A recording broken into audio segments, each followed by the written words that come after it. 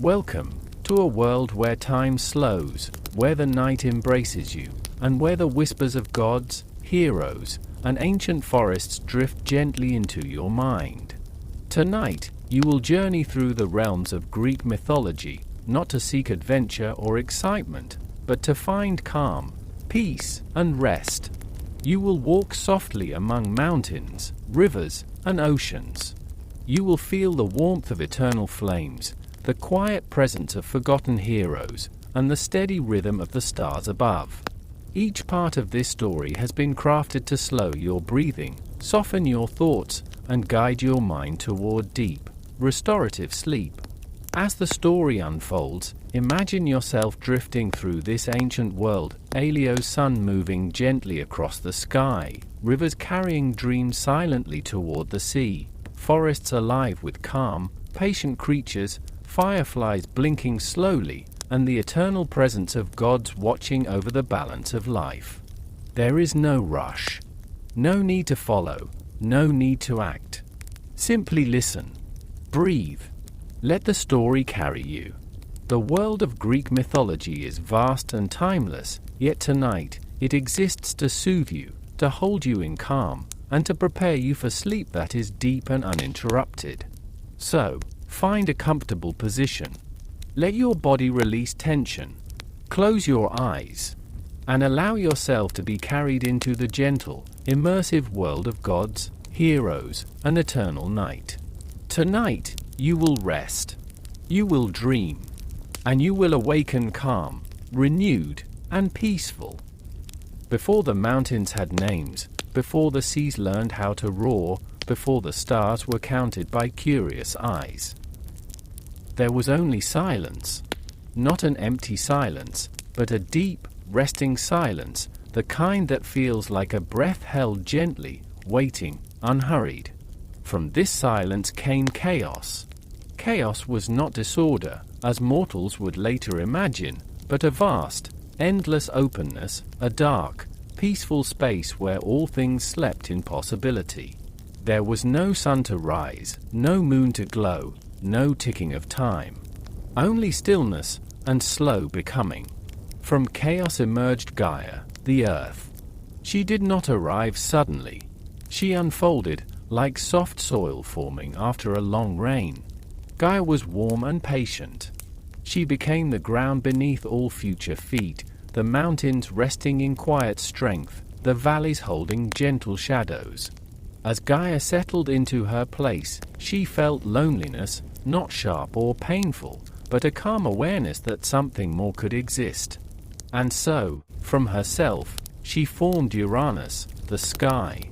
Uranus stretched wide above her, blanketing Gaia in a dome of deep blue darkness, sprinkled with faint, newborn stars. Together, earth and sky rested in harmony, embraced in eternal stillness. From their union came the Titans, ancient beings of immense power, yet slow and thoughtful, born in a time when speed was unnecessary. There was Oceanus, flowing endlessly. Rhea, gentle and nurturing. Hyperion, keeper of light. And Cronus, the youngest, quiet, watchful, filled with thoughts that moved more quickly than the world around him. The Titans did not rush. They did not conquer. They existed. Days passed, though no one yet called them days. Ages drifted by like clouds that had no reason to move. But even in this calm beginning, unease slowly took root. Uranus feared change. He feared the strength growing beneath him. And so he pressed down upon Gaia, holding their children deep within her. Gaia endured for a long time. She was patient. But even patience has its limits. In a quiet moment, soft as the turning of soil, Gaia whispered to her children, asking if one of them would bring balance back to the world. Only Cronus listened. And when the moment came, it was swift, not loud, not chaotic. Afterward, the sky lifted, space opened, and the world could finally breathe. Cronus became ruler of the cosmos, and for a while, peace returned. Under his rule, the universe entered the Golden Age. No. Storms screamed. No wars echoed. Mortals, when they eventually appeared, knew no hunger, no suffering, no fear of time. The earth gave freely. Rivers flowed gently. The air rested calmly upon the skin. It was a time meant for rest, for slow living, for quiet nights beneath wide, star-filled skies. But even gods cannot escape fate. And somewhere, deep within prophecy, a whisper stirred, telling Cronus that one day, he too would be overthrown by his own child. This whisper followed him like a shadow, soft, persistent, never loud enough to wake the world, but loud enough to disturb his sleep. And so, as the universe continued its slow breathing, another story began to form, patiently, inevitably. The child hidden from time, time moved differently now. It did not hurry forward. It drifted, like mist across a quiet valley before dawn. Cronus, ruler of the cosmos, sat upon his unseen throne, surrounded by silence that no longer felt peaceful. The prophecy lingered in his thoughts, soft, persistent, impossible to silence. One of your children will overthrow you. And so, when Rhea, his gentle queen, bore him children, Cronus acted not with rage, but with cold, fearful calm. One by one, as each child was born, Hestia, Demeter, Hera, Hades, Poseidon, Cronus swallowed them, believing that by holding them within himself, he could hold fate still. The world did not scream. The heavens did not shake. Only Rhea wept, quietly, so quietly that even the mountains seemed not to hear. She loved her children not loudly, but deeply. And deep love finds ways to endure. When she became pregnant once more, Rhea sought guidance from Gaia, the ancient earth who remembered all beginnings. Gaia listened. She did not hurry to answer. She waited until the right moment, for wisdom, like sleep, cannot be forced. At last, Gaia spoke softly, telling Rhea to travel far, to an island wrapped in gentle mist, Crete. There, hidden among caves and olive trees, Rhea gave birth to her youngest child, Zeus. No thunder marked his arrival. No lightning split the sky. He was born quietly, cradled by stone walls and warm shadows, his first breath mixing with the scent of earth and leaves. To deceive Cronus, Rhea wrapped a stone in soft cloth and offered it in place of the child. Cronus swallowed it without question. And fate shifted. The cave of soft echoes Zeus was raised in a cave where light filtered gently through cracks in the stone. The world outside moved slowly, waves brushing the shore, wind drifting through trees. The nymphs cared for him, singing low, wordless melodies meant to soothe the air itself. The goat Amalthea fed him warm milk, and in her presence, Zeus felt safe, even before he understood what safety was. To hide his cries, the curettes, armored guardians, clashed their shields softly, not in violence, but in rhythm. A slow, steady sound, it like a heartbeat. As Zeus grew, he did not rush toward power. He listened. He learned the patience of mountains, the calm of oceans resting at dawn, the silence between falling leaves. He learned that strength did not need to announce itself. And while Cronus ruled above, unaware, time continued its gentle unfolding. The return of the lost children when Zeus reached maturity, Gaia and Rhea guided him toward his destiny, not with urgency, but with quiet certainty. Zeus approached Cronus not as an enemy, but as a force of balance returning to the world. Through careful guidance and ancient magic, Cronus was made to release the children he had swallowed. They emerged, not harmed, not broken by time, as gods reborn. Hestia, calm as a steady flame. Demeter, patient as growing fields. Hera, dignified and watchful. Hades, silent and deep as the unseen earth. Poseidon, flowing with quiet power. Together, they stood beside Zeus. And still, the world did not tremble yet, because some changes happen as softly as sleep overtaking the mind. The long war that felt like a dream, the Titanomachy, the great war between Titans and Olympians, was not a single moment of chaos. It stretched across ages, slow and heavy, like distant thunder rolling across the horizon. Mountains shifted. Seas deepened. The sky learned new shapes.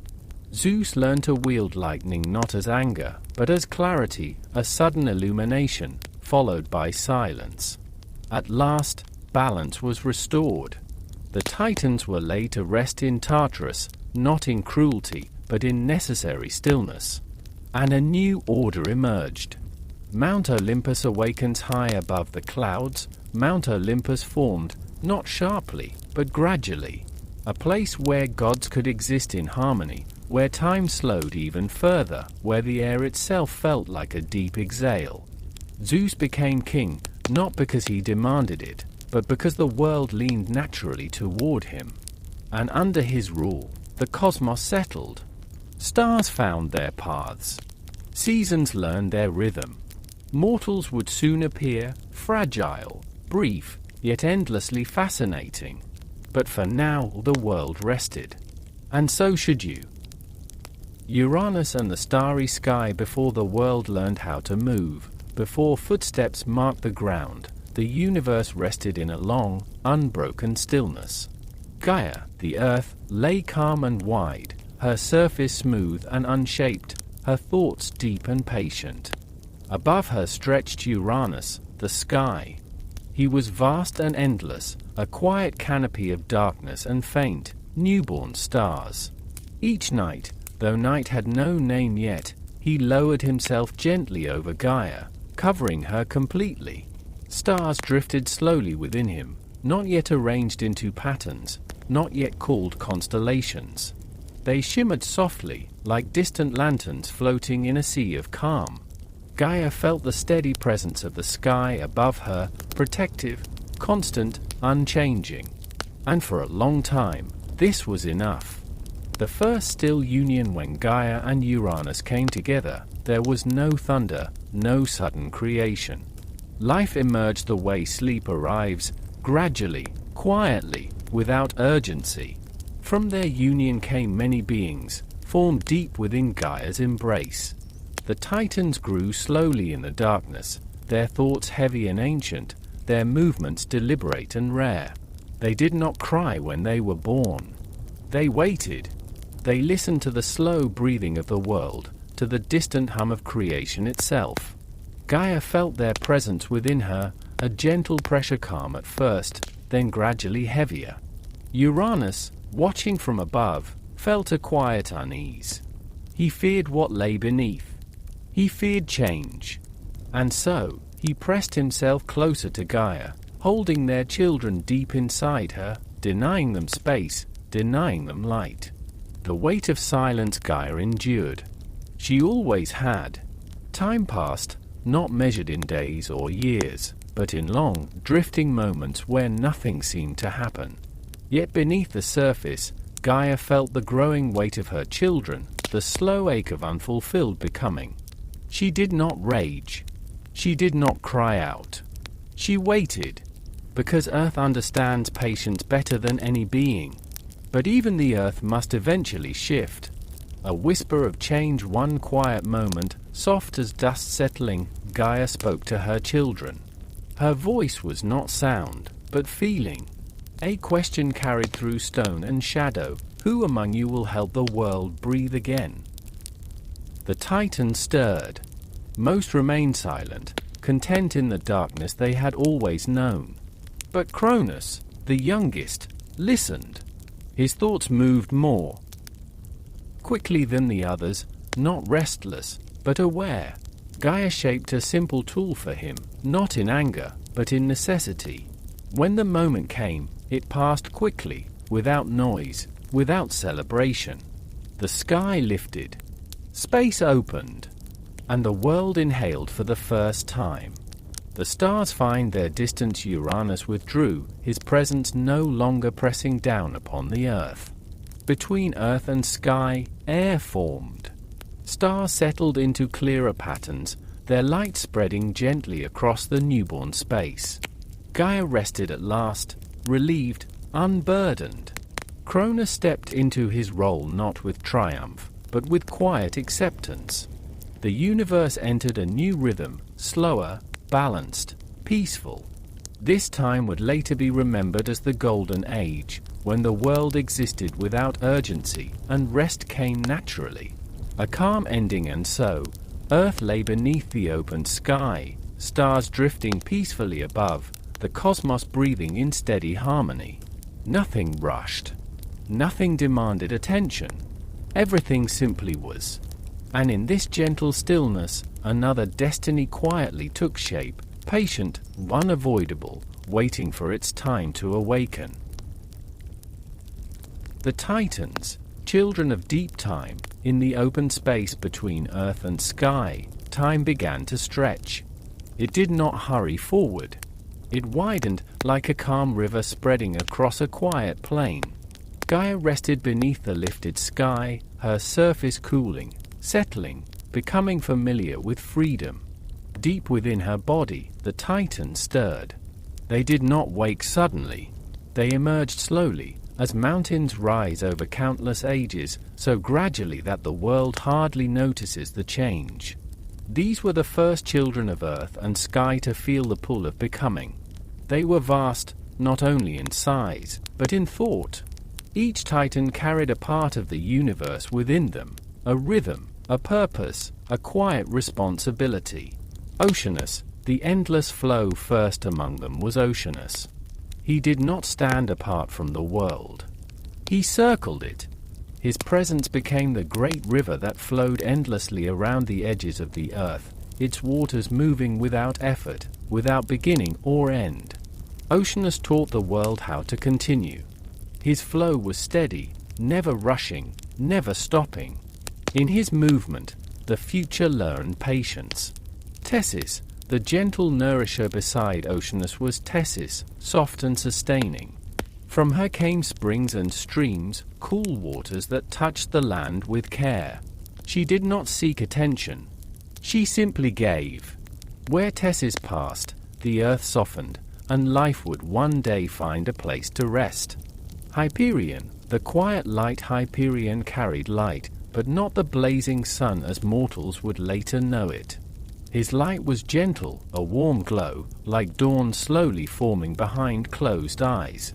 From him came the idea of cycles, brightness followed by rest, illumination followed by shadow. Through Hyperion, the world learned balance. Thea, sight and shimmer. Thea brought sight. Not just the ability to see, but the ability to notice. She gave shine to metals, sparkle to distant stars, and clarity to thought. Under her influence, the universe became aware of itself, quietly, curiously. Coeus and Phoebe, mind and memory. Coeus held the stillness of thought, the deep, silent questions that drift without answers. Phoebe, his companion, carried memory, the remembering of what had been, and the gentle knowing of what would return. Together, they formed the foundation of wisdom, long before wisdom had a name. Crius, the measure of the world. Crius brought direction. Through him, the heavens learned orientation, and the stars began to hint at paths. He did not guide with commands, but with quiet alignment. Iapetus, the line between Iapetus, stood at the edge of limits. From him came the idea of mortality, the boundary between what lasts and what fades. His legacy would one day shape humanity, though he himself remained calm and distant, watching time unfold without judgment. Rhea, the gentle mother. Rhea carried warmth. She was comfort, continuity, and care. Where others shaped the world, Rhea held it together. She listened. She waited. She remembered. Mnemosyne, the deep river of memory. Mnemosyne held memory itself, not sharp recollection, but the soft remembering that lingers in dreams. Through her, the past never fully vanished. It rested, available, like a familiar melody. The Mys, quiet order, the Miss embodied balance.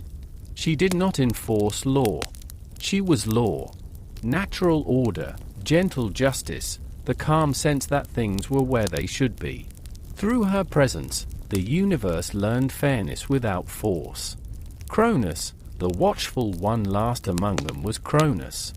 He was quieter than the others, his gaze turned inward. Cronus carried time, not ticking time, but the weight of succession, of endings and beginnings. He watched his siblings with careful eyes, already sensing the slow turn of fate. A world at rest together, the Titans did not rule loudly. They simply existed. Mountains settled. Waters found their paths. Light learned when to appear and when to fade. The universe felt complete, as if nothing more were needed. Yet deep within this calm order, a subtle tension rested, not disruptive, but inevitable. Because even in perfect stillness, change waits patiently. Cronus and the fear of change. In the age when the world felt complete, when nothing seemed to be missing, Cronus sat quietly among the Titans. He did not speak often. He did not demand attention. Yet his presence was felt, like the awareness of time passing, subtle, unavoidable, always there. Cronus was not cruel by nature. He was thoughtful, watchful, deeply aware of what came before and what must eventually follow. Where other Titans rested comfortably in the present, Cronus looked toward the future. And in the future, he sensed change. The whisper of prophecy, the prophecy did not arrive suddenly. It came as a feeling, a gentle but persistent unease that settled into Cronus's thoughts like a shadow at dusk. You will be overthrown by your own child. The words were never spoken aloud, yet they echoed within him as clearly as if they had been carved into stone. Cronus did not panic. He did not rage. He grew, careful. Ruler of a quiet world. When Cronus took his place as ruler of the cosmos, the universe accepted him naturally. Under his guidance, the world entered the Golden Age. There was no hunger, no illness, no need for struggle. Mortals, when they would later appear, would remember this time as a dream they could never quite return to. The earth gave freely. Trees bore fruit without asking. Rivers flowed clear and calm. Cronus ruled not with force, but with preservation. He wished for nothing more than for things to remain as they were. Love and worry beside Cronus was Rhea, gentle and patient, a mother before she ever bore children. She brought warmth to his still world, softening the edges of time. When their children began to be born, Rhea felt only joy. Cronus felt something else. Fear, quiet, measured, carefully hidden. Each newborn carried possibility. And possibility, to Cronus, felt like risk. The choice that slowed the world one by one. As each child was born, Cronus made his choice. He swallowed them, not in anger, not in violence, but in a desperate attempt to hold time still. He believed that by keeping his children within himself, the prophecy could never unfold. The world did not cry out. The heavens did not protest. Everything remained calm, on the surface. But beneath that calm, something essential was missing. Rhea's silent sorrow. Rhea mourned quietly. She did not confront Cronus. She did not shout or plead. She carried her grief inward, where it settled deep and heavy. Each loss weighed upon her, not as pain, but as absence. The hearth felt colder. The world felt less whole. And though time continued to move, it felt slower now, as if the universe itself were holding its breath. Stillness cannot last forever. Cronus believed he had succeeded. The prophecy felt distant, muted, contained. Yet time, by its nature, cannot be stopped. It flows, even when held, even when feared. And somewhere beyond Cronus's sight, destiny was preparing itself, not with haste, but with patience. A gentle pause. The Golden Age lingered, beautiful and quiet, but fragile. change waited, not loudly, not urgently, but with certainty. And as the world drifted onward, another chapter prepared to begin, hidden from sight, cradled in stillness. Rhea's quiet resolve in the age when the world moved softly, when even the passage of time felt like a slow exhale, Rhea walked quietly through the realms of the Titans. She did not announce herself. She did not demand to be seen. Her presence was like warmth near a resting fire, steady, comforting, easily overlooked, yet deeply missed when absent. Rhea was the keeper of continuity, the gentle force that allowed things to endure. And yet, within her, a deep still sorrow rested. A sorrow without sound. Rhea's grief was not sharp. It did not strike suddenly or loudly. It settled. It settled into her chest like a slow, heavy stone sinking into water, creating no splash, only quiet depth. Each time she had given life, that life had been taken from her. Hestia, Demeter, Hera, Hades, Poseidon. Their names lived within her, not as memories of voices or faces, but as a feeling, a warmth that had once existed and now lingered only as absence. Rhea felt this absence everywhere, in the silence of empty halls, in the still air where laughter should have drifted, in the quiet moments when her arms instinctively remembered how to cradle something small and warm. Cronus and the unspoken distance. Cronus ruled beside her, steady and watchful. He was not cruel. He did not act in anger. He acted in fear. Rhea saw it in the way his eyes lingered too long on the horizon of time, in the way he listened for things that had not yet happened. She did not confront him. Rhea understood that fear cannot be forced away. It tightens when pressed. It deepens when challenged. Instead, she waited, because Rhea knew something older than fear: patience.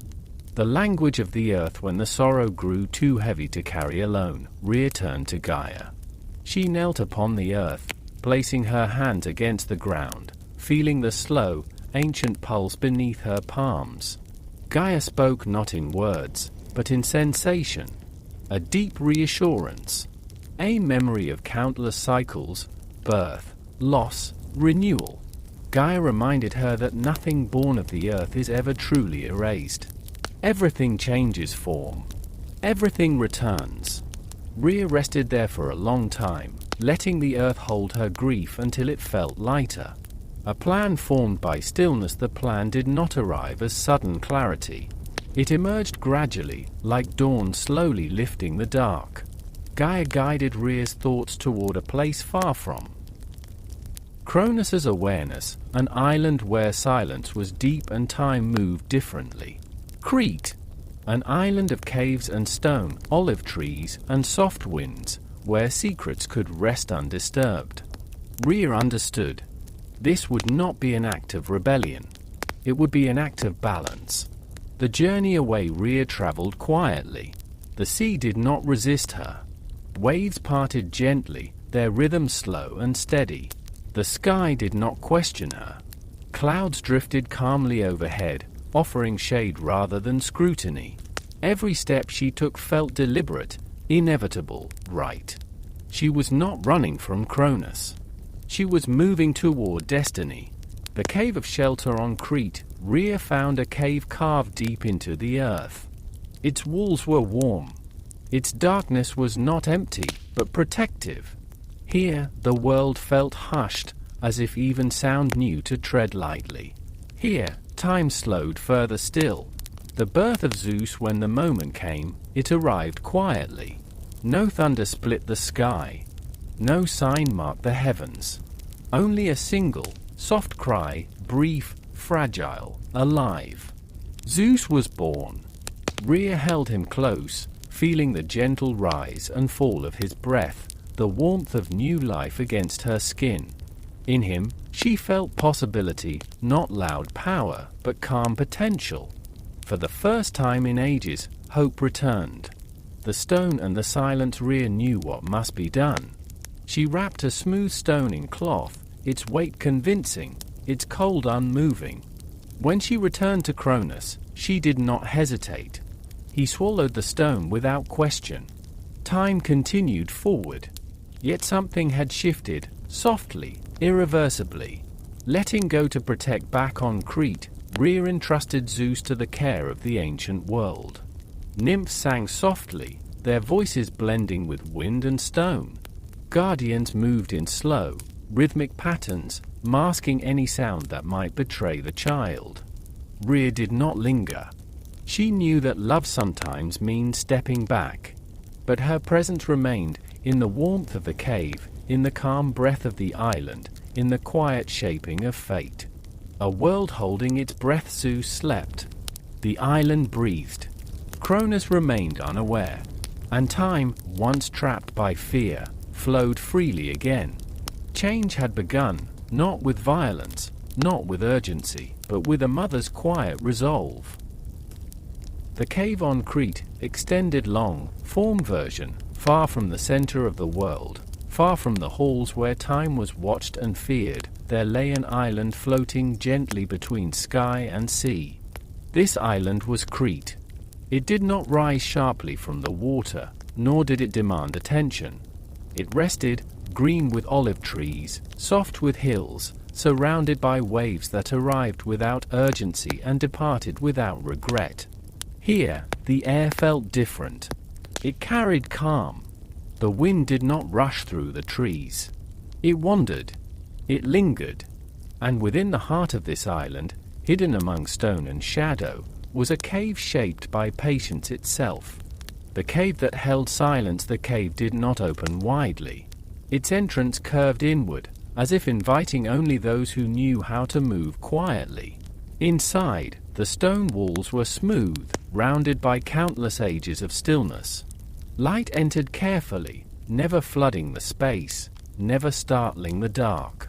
Thin streams of sunlight slipped through cracks above, laying gentle paths across the floor, then drifting away as the day slowly passed. Here, silence was not empty. It was full, protective, alive. This was a place where the world felt safe enough to slow down completely. The sleeping child within this calm, Zeus rested. He slept not as one burdened by dreams, but as one held by the earth itself. His breath rose and fell softly, steady and untroubled. Each breath echoed faintly against the stone, as though the cave itself were breathing with him. He did not yet know thunder. He did not yet know command. He knew only warmth, nourishment, and rest. And that was enough. The gentle watch of the nymphs moved through the cave as quietly as drifting thoughts. Their voices were low, woven together in melodies without words. They sang not to fill silence, but to deepen it, soft sounds that settled gently into the air and remained there like a comforting presence. Their songs rose and fell slowly, sometimes barely audible, sometimes lingering just long enough to feel like a lullaby remembered from long ago.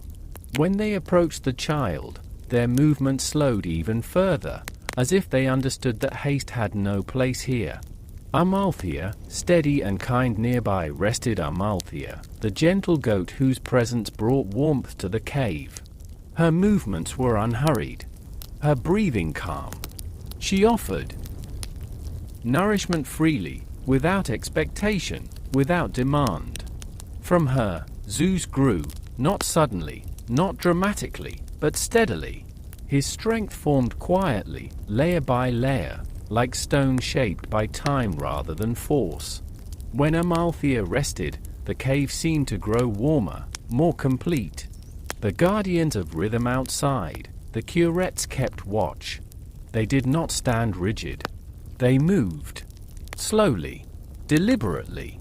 Their shields met in gentle rhythm, not clashing violently, but tapping softly in repeating patterns. The sound spread outward, blending with the wind, the waves, the natural breathing of the island. Any sound from within the cave was absorbed into this rhythm, hidden so completely that even time itself seemed not to notice. Learning without teaching. As Zeus grew, he learned not through instruction, but through presence. The stone taught him steadiness. The earth taught him patience. The slow passing of light taught him cycles. He learned that silence can hold great power, that waiting can shape destiny, that stillness is not weakness. These lessons were not spoken, they were felt. And because they were felt, they stayed. A world unaware far beyond the island, Cronus continued to rule. The golden age lingered, smooth and undisturbed on the surface. Time moved as he believed it should, measured, contained, predictable. Yet beneath that calm surface, a deeper rhythm was forming. Slow, steady, unstoppable. Stillness before awakening. Back in the cave, Zeus slept once more. The nymphs sang softly. Amalthea breathed. The curettes kept their gentle rhythm. The island rested. The world turned quietly onward. And destiny, patient and unhurried, waited. The childhood of thunder, on the island of Crete, where silence lingered like a gentle companion, time continued its slow, patient unfolding. Days passed, though no one counted them. Seasons shifted, though no one marked their change. The world did not rush Zeus toward becoming. It allowed him to grow in the only way that lasts, quietly. Growing in the rhythm of the island as Zeus moved from infancy into childhood, his presence began to fill the cave in subtle ways. He learned to sit in the soft dust of the stone floor, to trace lines in the earth with curious fingers, to watch beams of light as they drifted across the walls. He listened, not just to voices, but to the space between them. The cave taught him the value of stillness. The island taught him how to wait. The first murmur of power. Zeus did not yet command thunder. But sometimes, very gently, the air around him responded. A breeze might pause when he grew calm. A flicker of light might linger when his thoughts grew focused. These moments were soft and brief, never startling, never sudden. Power rested within him like a sleeping storm, present, but patient.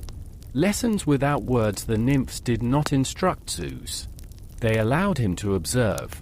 He watched water find its way around stone, never forcing, always arriving. He watched trees bend with the wind rather than resist it. From this, he learned flexibility. From this, he learned endurance. The island itself became his teacher. Amalthea's quiet gift. Amalthea remained nearby, steady and warm. Her presence carried reassurance, a reminder that nourishment need not be hurried. As Zeus grew stronger, he rested often against her side, listening to her calm breathing, learning the comfort of steady rhythm. From her, he learned gentleness. The guardians continue their watch. The curettes never faltered. Their rhythmic shield, taps continued day and night, a soft, repeating sound woven into the fabric of the island. Zeus grew accustomed to the rhythm, so much so that it became part of his own sense of time. It grounded him. It steadied him. Awareness without fear. As Zeus became more aware of the world, he sensed that he was hidden. But this knowledge did not frighten him. The cave felt safe. The island felt protective. He did not yet know Cronus. He did not yet know fate. And because of this, his heart remained light. Dreams of sky and light. Sometimes, as Zeus slept, his dreams carried him upward. He dreamed of open skies, wide and welcoming. He dreamed of light breaking through clouds, not in flashes, but in slow, radiant waves. These dreams did not disturb his rest. They settled into him quietly, preparing him for what lay ahead without urgency. The world beyond the island. Elsewhere, the world continued in calm order. Cronus ruled. Time flowed. The golden age endured. Nothing seemed amiss. Yet beneath the surface of everything, a subtle shift continued, not loud enough to wake the world, but strong enough to change it. A child at peace. Back on Crete, Zeus rested once more. The cave glowed softly with reflected light. The air remained cool and calm. Here, destiny was not a burden. It was a promise, waiting patiently for the right moment to unfold. The return of the lost gods. When time begins to turn, on the island of Crete, time had never truly slept. It had only been resting. Now, slowly, so slowly that the world itself did not yet notice, time began to turn its gaze forward. Zeus was no longer a small child cradled by stone and song. He had grown, not abruptly, not dramatically, but in the way that mountains grow, layer by layer, year by year, without announcement. The cave that once felt vast now felt familiar. Its walls still curved gently inward, its air still cool and protective, but Zeus moved through it with quiet certainty. He knew every shadow, every place where light liked to rest, every sound the stone made when the world outside shifted. And yet, something new had begun to stir within him. Not urgency, not restlessness, awareness. A subtle awakening. Zeus often sat near the mouth of the cave, watching the world beyond. He did not stare upward dramatically. He simply observed. The sky stretched wide above the island, its clouds moving slowly, as if guided by unseen hands that preferred patience. Sometimes Zeus felt drawn to that sky, not with longing, but with recognition, as though some part of him already belonged there. When the wind passed through the olive trees, he felt it not only on his skin, but somewhere deeper, a gentle response, like a quiet greeting exchanged between old friends. Still, he remained calm. The island had taught him that nothing arrives before its time.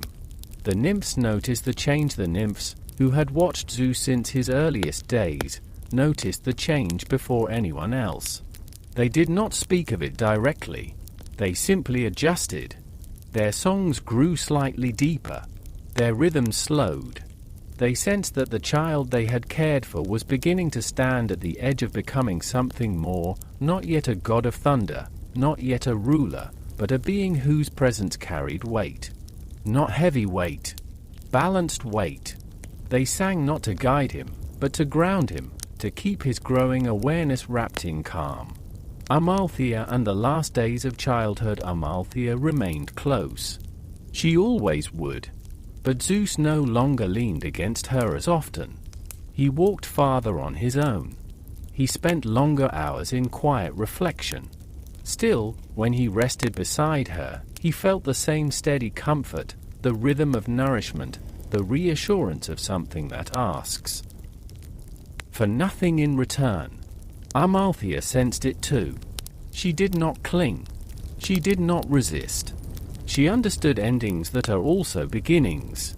The world beyond the island, far from Crete, far from the cave and its careful silence, Cronus continued to rule. The golden age persisted. Fields remained fertile. Waters flowed clear. Mortals, still young in their existence, lived without fear of hunger or age. And yet, Cronus felt something. Not alarm. Not panic. A faint disturbance, like a ripple passing through perfectly still water. He dismissed it. Time, after all, obeyed him. Or so he believed. The stirring of the swallowed gods deep within Cronus, something ancient began to shift. The gods he had swallowed, Hestia, Demeter, Hera, Hades, Poseidon, had never ceased to exist.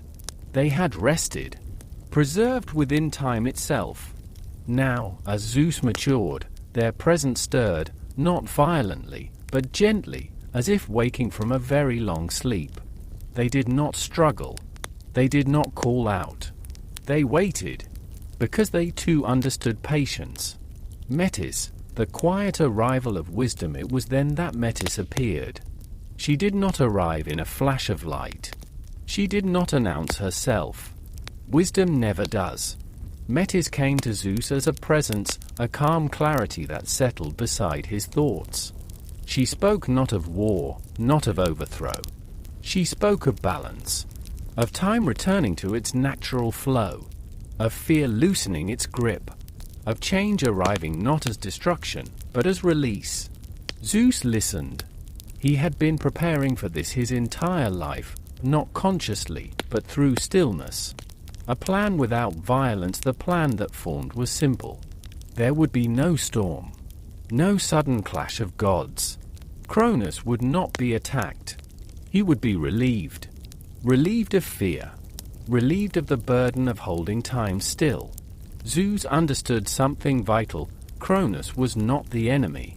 Fear was. The calm before the journey. Before leaving Crete, Zeus returned to the cave one last time.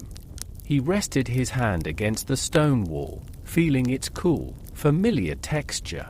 He breathed in the air that had sheltered him. He listened to the rhythm that had hidden his cries. He did not say goodbye. He did not need to. Some places remain with us forever. Then, quietly, without announcement, Zeus stepped beyond the cave and began the slow path toward destiny. The gentle path toward Cronus. Zeus moved quietly through the soft hills of Crete. The island, so familiar and protective, seemed to lean into him as he walked, its trees bending slightly, its rivers slowing as if to accompany his passage. Every sound was muted, every movement measured. Nothing hurried him. Nothing startled him. This was not a journey of force. It was a journey of awareness, a return to balance, a careful unfolding of what must be restored. The weight of calm responsibility. Zeus carried no anger. He carried no resentment. He carried understanding, a sense of timing, a sense of inevitability that did not rush. He knew that Cronus had acted out of fear. He knew that the swallowing of his siblings had been a mistake born of caution, not cruelty. This awareness shaped every step, every breath, every quiet thought. The path ahead was not about overthrow. It was about returning what had been held back. The stirring of destiny as he moved through the valleys, the air seemed to hum softly. It was not the wind. It was not the trees. It was destiny itself, stirring gently, acknowledging that the moment of restoration was finally approaching. The nymphs had prepared him. Amalthea had nourished him. The curettes had woven rhythm into his very awareness. And now he was ready, not for battle, but for alignment. The first signs of change far across the Golden Age lands. Cronus felt subtle disturbances. A shift in air pressure, a ripple through the earth, a sense that something held back was beginning to move again. He did not yet comprehend. He did not yet fear. But deep within, a whisper of awareness began to form, an acknowledgement that all things eventually return to balance. Approaching without haste, Zeus did not hurry. He crossed forests whose leaves shivered in greeting, rivers that curved around his steps, and hills that inclined toward him, as if acknowledging his calm authority. He walked as one who is aware of power, but who does not need to demonstrate it. Every movement carried patience. Every glance carried quiet certainty. He was thunder not yet spoken, strength not yet shown, wisdom not yet declared. The first meeting, when he reached the place where Cronus ruled, he did not enter with a shout. He did not demand recognition. Instead, he paused. He waited. He allowed the moment to unfold. Naturally, Cronus, sensing something unusual, looked upon the approaching figure. Not with rage, not with suspicion, but with curiosity. The calmness that surrounded Zeus was unmistakable. It did not threaten. It did not challenge. It simply existed. And Cronus felt it. For the first time in countless years, he felt the weight of his own fear begin to dissolve. Metis guides the quiet plan at Zeus's side. Was Metis, a presence of subtle wisdom. She whispered not in words, but in feeling, an understanding of timing, of the gentle shift that would allow the lost gods to return without conflict. It was not a plan of war. It was a plan of restoration. Cronus need not resist. He need not be punished. All that had been swallowed would be returned, carefully, peacefully, with the natural unfolding of time. The calm return of Hestia. First among those emerging was Hestia, the goddess of the hearth. She appeared softly, like warmth spreading through a room that had long been cold. No shouting, no fanfare, only a gentle illumination of presence. Cronus observed quietly. He did not resist. He did not even speak. And in the quiet, the world shifted slightly, like the turning of a leaf in a still forest. Demeter and the whisper of life. Next came Demeter, carrying the breath of the earth. Fields that had been fertile remained untouched. Rivers still ran clear. And yet, with her return, life seemed to awaken more fully, not in sudden growth, but in the soft expansion of calm vitality. Cronus felt a stirring of relief. The fear that had once guided his actions began to fade. The burden of holding life within him dissolved gently. Hera, Hades, and Poseidon follow one by one. Hera, Hades, and Poseidon emerged from the stillness. They did not cry. They did not demand. Hera's presence brought authority without tension. Hades' presence brought depth without darkness. Poseidon's presence brought motion without chaos. And Cronus, still calm, simply observed. The Golden Age continued. Nothing had been broken. Yet everything had shifted. Balance had returned. Time flowed again. Destiny moved forward. The awakening of power and the shaping of Olympus, the air around Cronus's hall remained still, but beneath it, a new rhythm began to emerge. Zeus stood quietly, observing. Not with impatience, not with urgency, but with a calm awareness that filled every step, every breath, every heartbeat. He understood that power was not demonstrated through force. It was cultivated in stillness. It was recognized in patience. It was expressed in balance. The gentle unfolding of authority. The returned gods did not rush. They moved with grace, as if waking from a long dream. Hestia settled first, her presence radiating warmth. The hearth of the world, she reminded all that care, constancy, and calmness are the foundation of power. Demeter followed, breathing life back into the earth. Her presence encouraged growth that was soft, natural, and patient. Nothing was forced.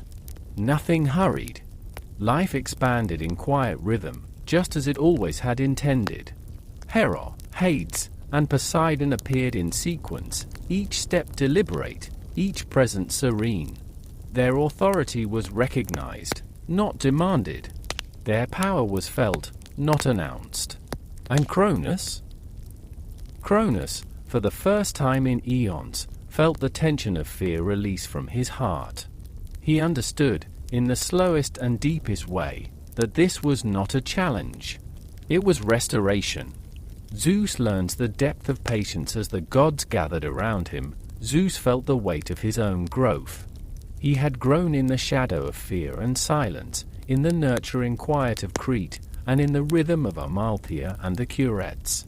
Now, as he stepped fully into the presence of the other gods, he felt something extraordinary. Power could exist without dominance.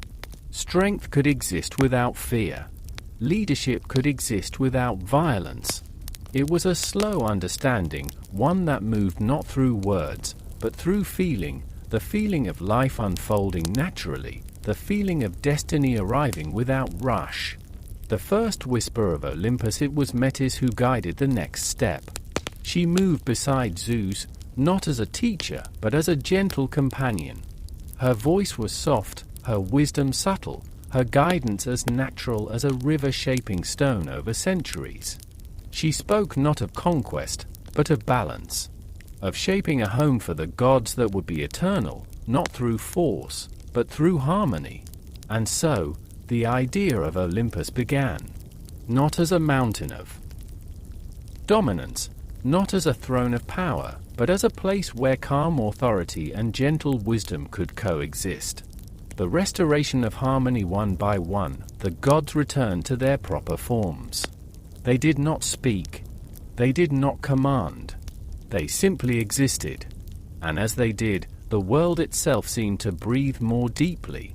The rivers flowed more smoothly. The wind shifted with gentle precision. The skies cleared, revealing stars that had always waited quietly in the dark. Cronus observed this transformation. He did not intervene. He did not resist. He simply allowed. And in that allowing, he released the last fragment of fear that had once bound the cosmos. Zeus and the calm of thunder within this newly balanced world, Zeus discovered his own power. It was not loud. It was not explosive. It was steady, like the low rumble of distant thunder that signals rain without alarm. He learned to shape storms gently, to move rivers without spilling them, to guide winds without violence, to speak and be heard without shouting.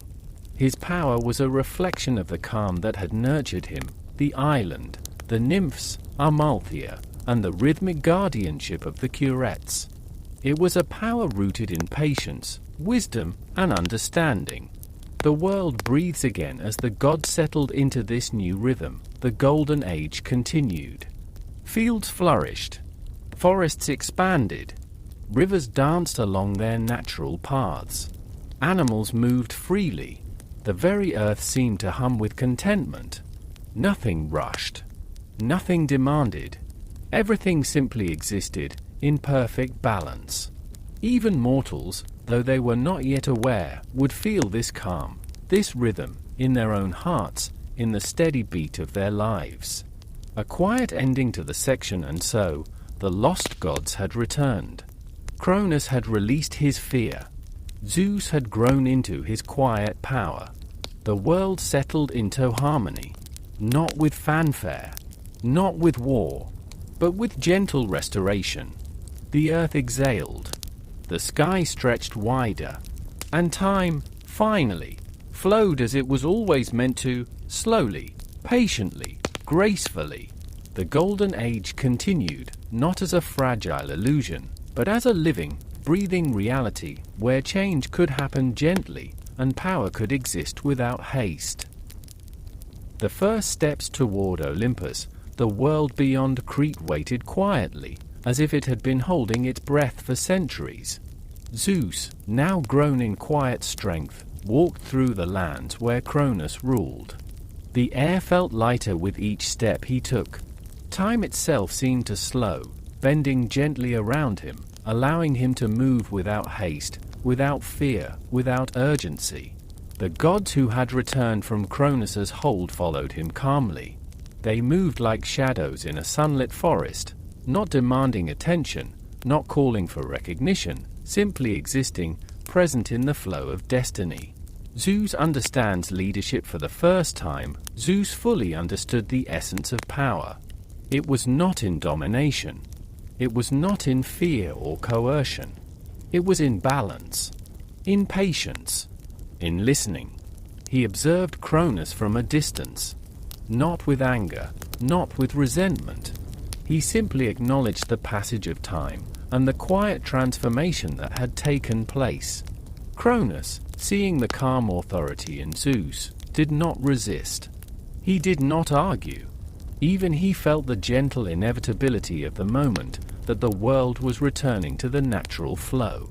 The gods move as one. Hestia, Demeter, Hera, Hades, and Poseidon walked beside Zeus, each exuding their own calm power. Hestia brought warmth, constancy, and care. Demeter carried the life-giving breath of the earth. Hera radiated gentle authority. Hades embodied depth without darkness. Poseidon carried motion and rhythm, without chaos. Together, they moved not as conquerors, but as harmonizers, restoring balance to a world long held in stasis. The land responded. Rivers flowed steadily. Trees bent and swayed with quiet grace. Animals moved freely, feeling the shift in the rhythm of time.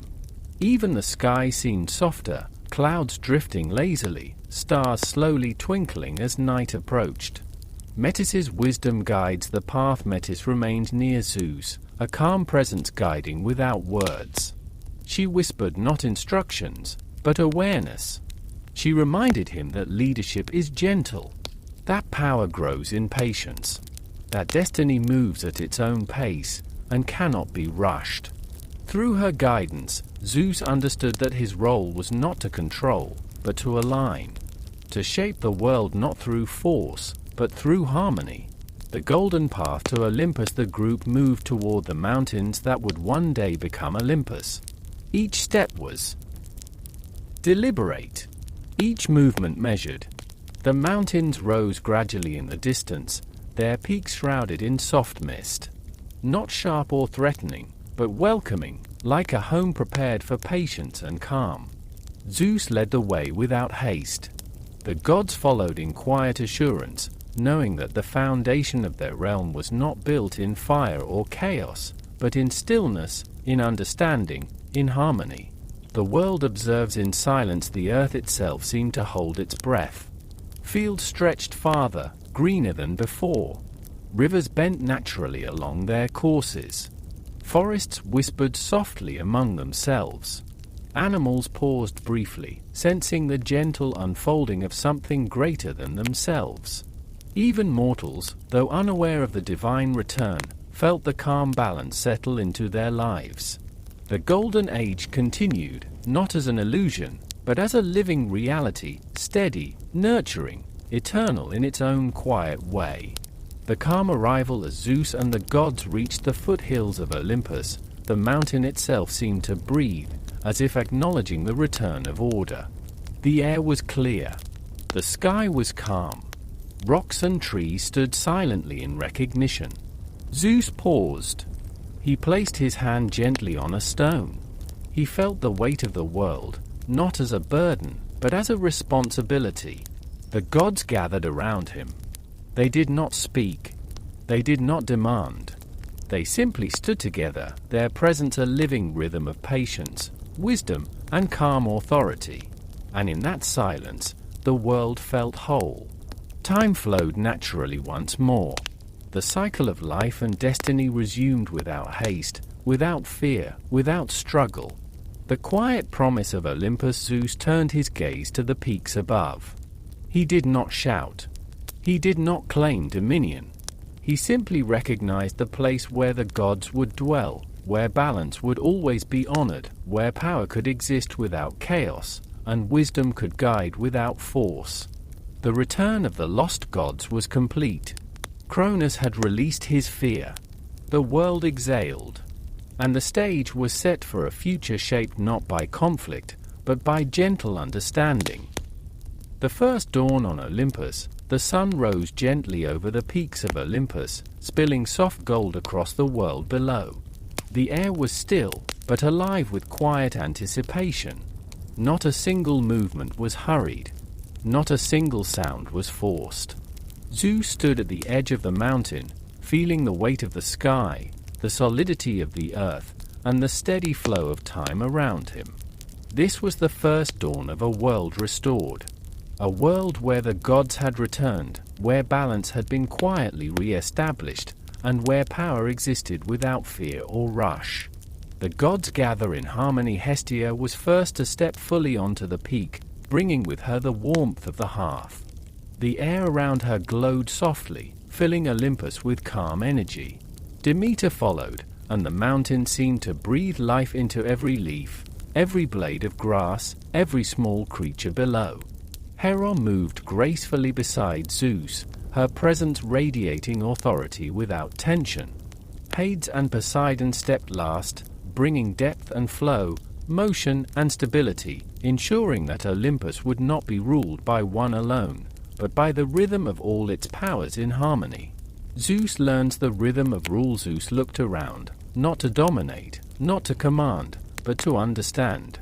He observed how the world moved, how clouds drifted lazily across the sky, how wind bent the trees gently, how rivers carried water without hurry.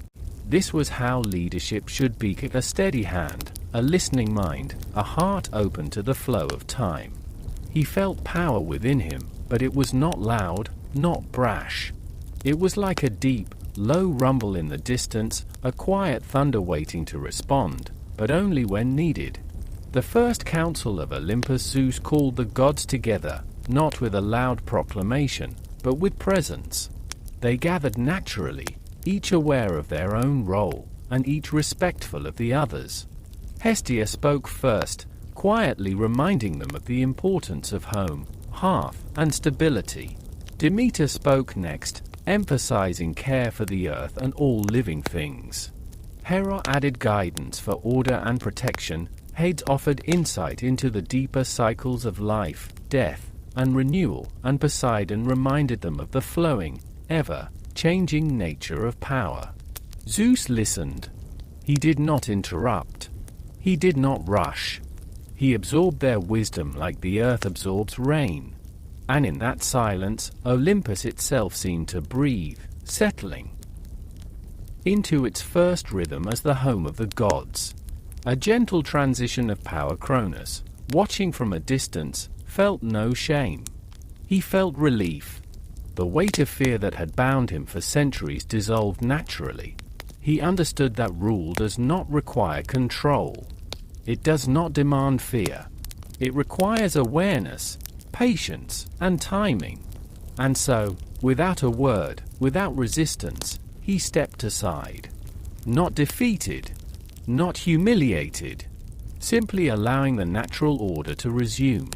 The Golden Age continued, smoothly, gently, as life, time, and destiny flowed in calm rhythm once again.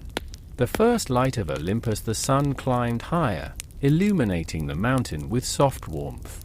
Zeus stood at the peak, feeling the gentle pulse of the world beneath his feet. He could sense every movement of air, every ripple of water, every heartbeat of life below. He did not need to control. He did not need to command. He only needed to exist with awareness, to guide with patience, and to let the natural order unfold. Around him, the gods settled, not in competition, not in conflict, but in harmony. And for the first time, Olympus truly felt like home.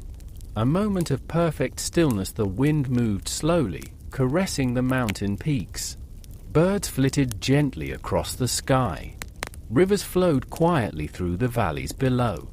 Zeus closed his eyes, feeling the calm of Olympus seep into his being. This was the power he had been prepared for, quiet, steady, patient, aware. No chaos. No violence. No need to hurry. The world exhaled. Time flowed naturally. And life, for the first time in ages, was at peace.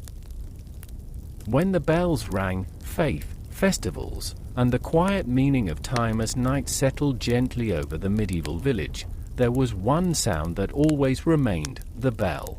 It did not ring loudly now, nor urgently.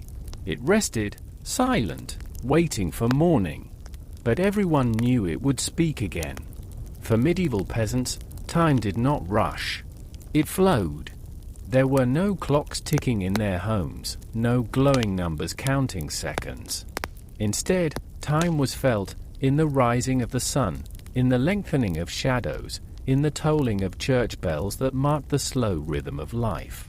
Morning prayer, midday rest, evening reflection. The bells were not just instruments. They were companions. They told the villagers when to wake, when to work, when to pause, and when to sleep. And in a world filled with hardship, uncertainty, and labor, these sounds brought order, a quiet reassurance that life, however difficult, still followed a pattern. Faith as shelter for peasants. Faith was not an abstract idea. It was not philosophy or debate. Faith was shelter. When crops failed and hunger loomed, when illness took a child, when winter stretched endlessly, faith offered meaning where answers were few. The church stood at the center of the village, not always grand, sometimes little more than stone and wood, but solid, enduring. Inside, candles flickered against stone walls. The scent of wax and incense hung in the air. Latin words echoed softly, not fully understood, but deeply felt. To the peasant, prayer was simple. A whispered hope for rain. A plea for strength. A moment of gratitude for surviving another season. Faith did not erase suffering, but it softened it. It allowed people to believe that hardship was seen, that endurance mattered, that even the poorest life held value in a larger story. The sacred calendar time itself was shaped by faith. The year was not counted by months, but by holy days. Christmas marked the darkest nights of winter, bringing warmth, candles, and rare treats. Easter arrived with spring, symbolizing rebirth just as the fields turned green again. Saints' days punctuated the calendar, each one an excuse to pause, to gather, to rest. These days mattered deeply. On festival mornings, the village felt different. Work slowed. Clothes were cleaner. Faces were brighter. Children laughed more freely. Adults spoke more softly. For once, survival was not the only concern. There was space for joy. Feasts and simple celebrations. A feast did not mean abundance by modern standards. But to a peasant, it felt rich. Bread baked fresh that morning. A little extra butter. Perhaps a small piece of meat, saved carefully for weeks. Ale flowed more freely. Songs were sung, old songs, familiar songs, passed from generation to generation. Stories were told by firelight. Tales of miracles. Of saints who endured suffering. Of ancestors who survived worse times. Laughter mixed with reverence. Even in celebration, there was humility. Joy was quiet, grateful, unassuming. These moments mattered because they were rare, and because they reminded people that life was more than labor. Life measured in seasons, not years. Most peasants did not know their exact age. Years were not counted carefully. Life was remembered through events. The year of the great frost. The summer the river flooded. The harvest after the war. Time was communal, shared, remembered together. Old age arrived gradually. A slowing of steps. Hands stiffened by cold. Eyes clouded by smoke and sun. Elders were respected, not because they were powerful, but because they had endured. They had survived hunger, disease, loss. Their presence was proof that survival was possible. Death as a familiar companion. Death was never far away in medieval life. Yet it was not hidden. When someone died, the village gathered. Candles were lit. Prayers were spoken. The body was washed and wrapped. Burial followed soon, often in the churchyard where generations rested together. There was sorrow, but also acceptance. Death was part of the rhythm, as natural as planting and harvest. Faith softened fear. The idea of an afterlife, of rest beyond suffering, brought comfort to those who had known so little ease. Nightfall and reflection. As darkness returned, homes grew quiet. The fire dimmed. Children slept close to warmth. Adults rested weary bodies on straw mattresses. Before sleep, many whispered prayers, not elaborate, not long. Just enough to say, "Thank you for today. Help us tomorrow." Outside, the village lay still. Fields rested. Animals breathed softly in their stalls. Above, stars watched silently, unchanging, eternal. And within this quiet, the peasants slept, knowing that tomorrow would bring work, but also knowing that life, for all its hardship, continued. The meaning of survival was not heroic. It was not dramatic. It was waking up, doing the work. The gentle days of the gods. After the first dawn on Olympus, there came a time unlike any before it. Not a time of great declarations, nor a time of sudden change, but a time of quiet routine. The slow, soothing rhythm that settles in after balance has been restored. The gods did not rush to shape the world. They did not compete for attention. They simply began to live within the harmony they had created. And the world below felt it. Olympus finds its breath. Olympus was no longer just a mountain. It became a living presence. Mist drifted softly around its peaks, never obscuring, only comforting.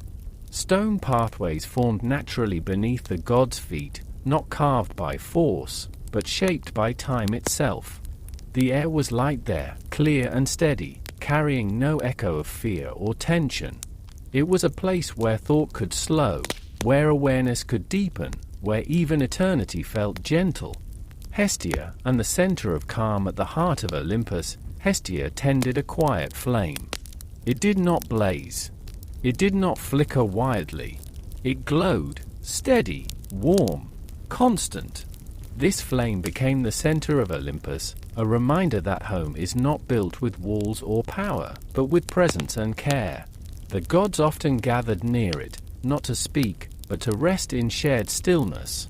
And far below, mortals unknowingly felt this warmth, in the comfort of their shelters, in the safety of shared meals, in the calm of evenings that ended without fear. Demeter and the slow growth of life. Demeter walked the slopes beneath Olympus, her steps unhurried, her attention gentle. Where she passed, grass grew fuller, trees stretched a little taller, and fields found their natural rhythm. She did not command growth. She allowed it. Seeds rested when they needed to rest. They rose only when the time was right. The world learned patience from her, that nothing meaningful needs to be rushed. And mortals felt this lesson deeply, though they did not know its source. Their harvests came steadily. Their days followed gentle cycles. Life felt predictable, safe, and nourishing. Hera and the quiet strength of order. Hera moved through Olympus with calm authority. She did not rule through fear. She did not raise her voice. Her presence alone brought structure. Paths remained clear. Boundaries were respected. Balance was maintained without effort. She watched over bonds between gods, between earth and sky, between mortals themselves. Under her quiet guidance, relationships felt steadier, promises held more meaning, and order existed without rigidity. Poseidon and the rhythm of motion. Far below Olympus, Poseidon rested beside the seas. The waters were calm, their waves slow and measured. Tides moved with gentle certainty, never too strong, never too still. Poseidon understood motion deeply. He knew that even calm must flow, that stillness must breathe. Sailors felt this balance as steady winds. Coasts felt it as predictable tides. The oceans became places of rhythm, not chaos. Hades and the deep stillness. Hades returned to his realm quietly. The underworld was not dark in fear, but deep in silence. There, souls rested peacefully, not rushed, not punished. Hades ensured that every ending was also a place of calm release. Because of him, life above grew less afraid of endings. Mortals slept more peacefully, knowing, without knowing why, that rest awaited everyone eventually. Zeus and the art of listening. And Zeus spent much of this time listening. He listened to the wind as it passed through Olympus. He listened to the quiet hum of the world below. He listened to the gods, to their silences as much as their words. Thunder lived within him, but it slept. Storms rested in his awareness, but they did not need to rise. He learned that the greatest power is knowing when not to act. And so, the sky remained calm. Rain fell only when needed. Lightning appeared rarely, and never without purpose.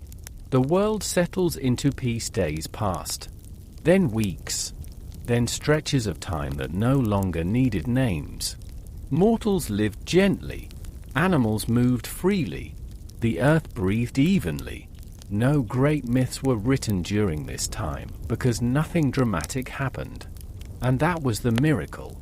Peace does not announce itself. It simply settles in, like a soft blanket at night. A long, restful pause. Olympus rested. The gods rested. The world rested. Time flowed like a slow river, smooth and uninterrupted. And somewhere between waking and dreaming, everything felt exactly as it should be. The gentle days of the gods. After the first dawn on Olympus, there came a time unlike any before it. Not a time of great declarations, nor a time of sudden change, but a time of quiet routine, the slow, soothing rhythm that settles in after balance has been restored. The gods did not rush to shape the world. They did not compete for attention. They simply began to live within the harmony they had created. And the world below felt it. Olympus finds its breath. Olympus was no longer just a mountain. It became a living presence. Mist drifted softly around its peaks, never obscuring, only comforting. Stone pathways formed naturally beneath the gods' feet, not carved by force, but shaped by time itself. The air was light there, clear and steady, carrying no echo of fear or tension. It was a place where thought could slow, where awareness could deepen, where even eternity felt gentle. Hestia, and the center of calm at the heart of Olympus, Hestia tended a quiet flame. It did not blaze. It did not flicker wildly. It glowed, steady, warm, constant. This flame became the center of Olympus, a reminder that home is not built with walls or power, but with presence and care. The gods often gathered near it, not to speak, but to rest in shared stillness. And far below, mortals unknowingly felt this warmth, in the comfort of their shelters, in the safety of shared meals, in the calm of evenings that ended without fear. Demeter and the slow growth of life. Demeter walked the slopes beneath Olympus, her steps unhurried, her attention gentle. Where she passed, grass grew fuller, trees stretched a little taller, and fields found their natural rhythm. She did not command growth. She allowed it. Seeds rested when they needed to rest. They rose only when the time was right. The world learned patience from her, that nothing meaningful needs to be rushed.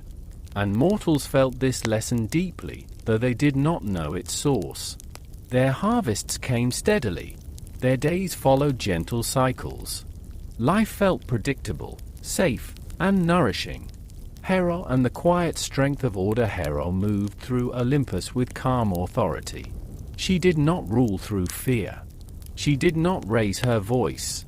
Her presence alone brought structure. Paths remained clear. Boundaries were respected.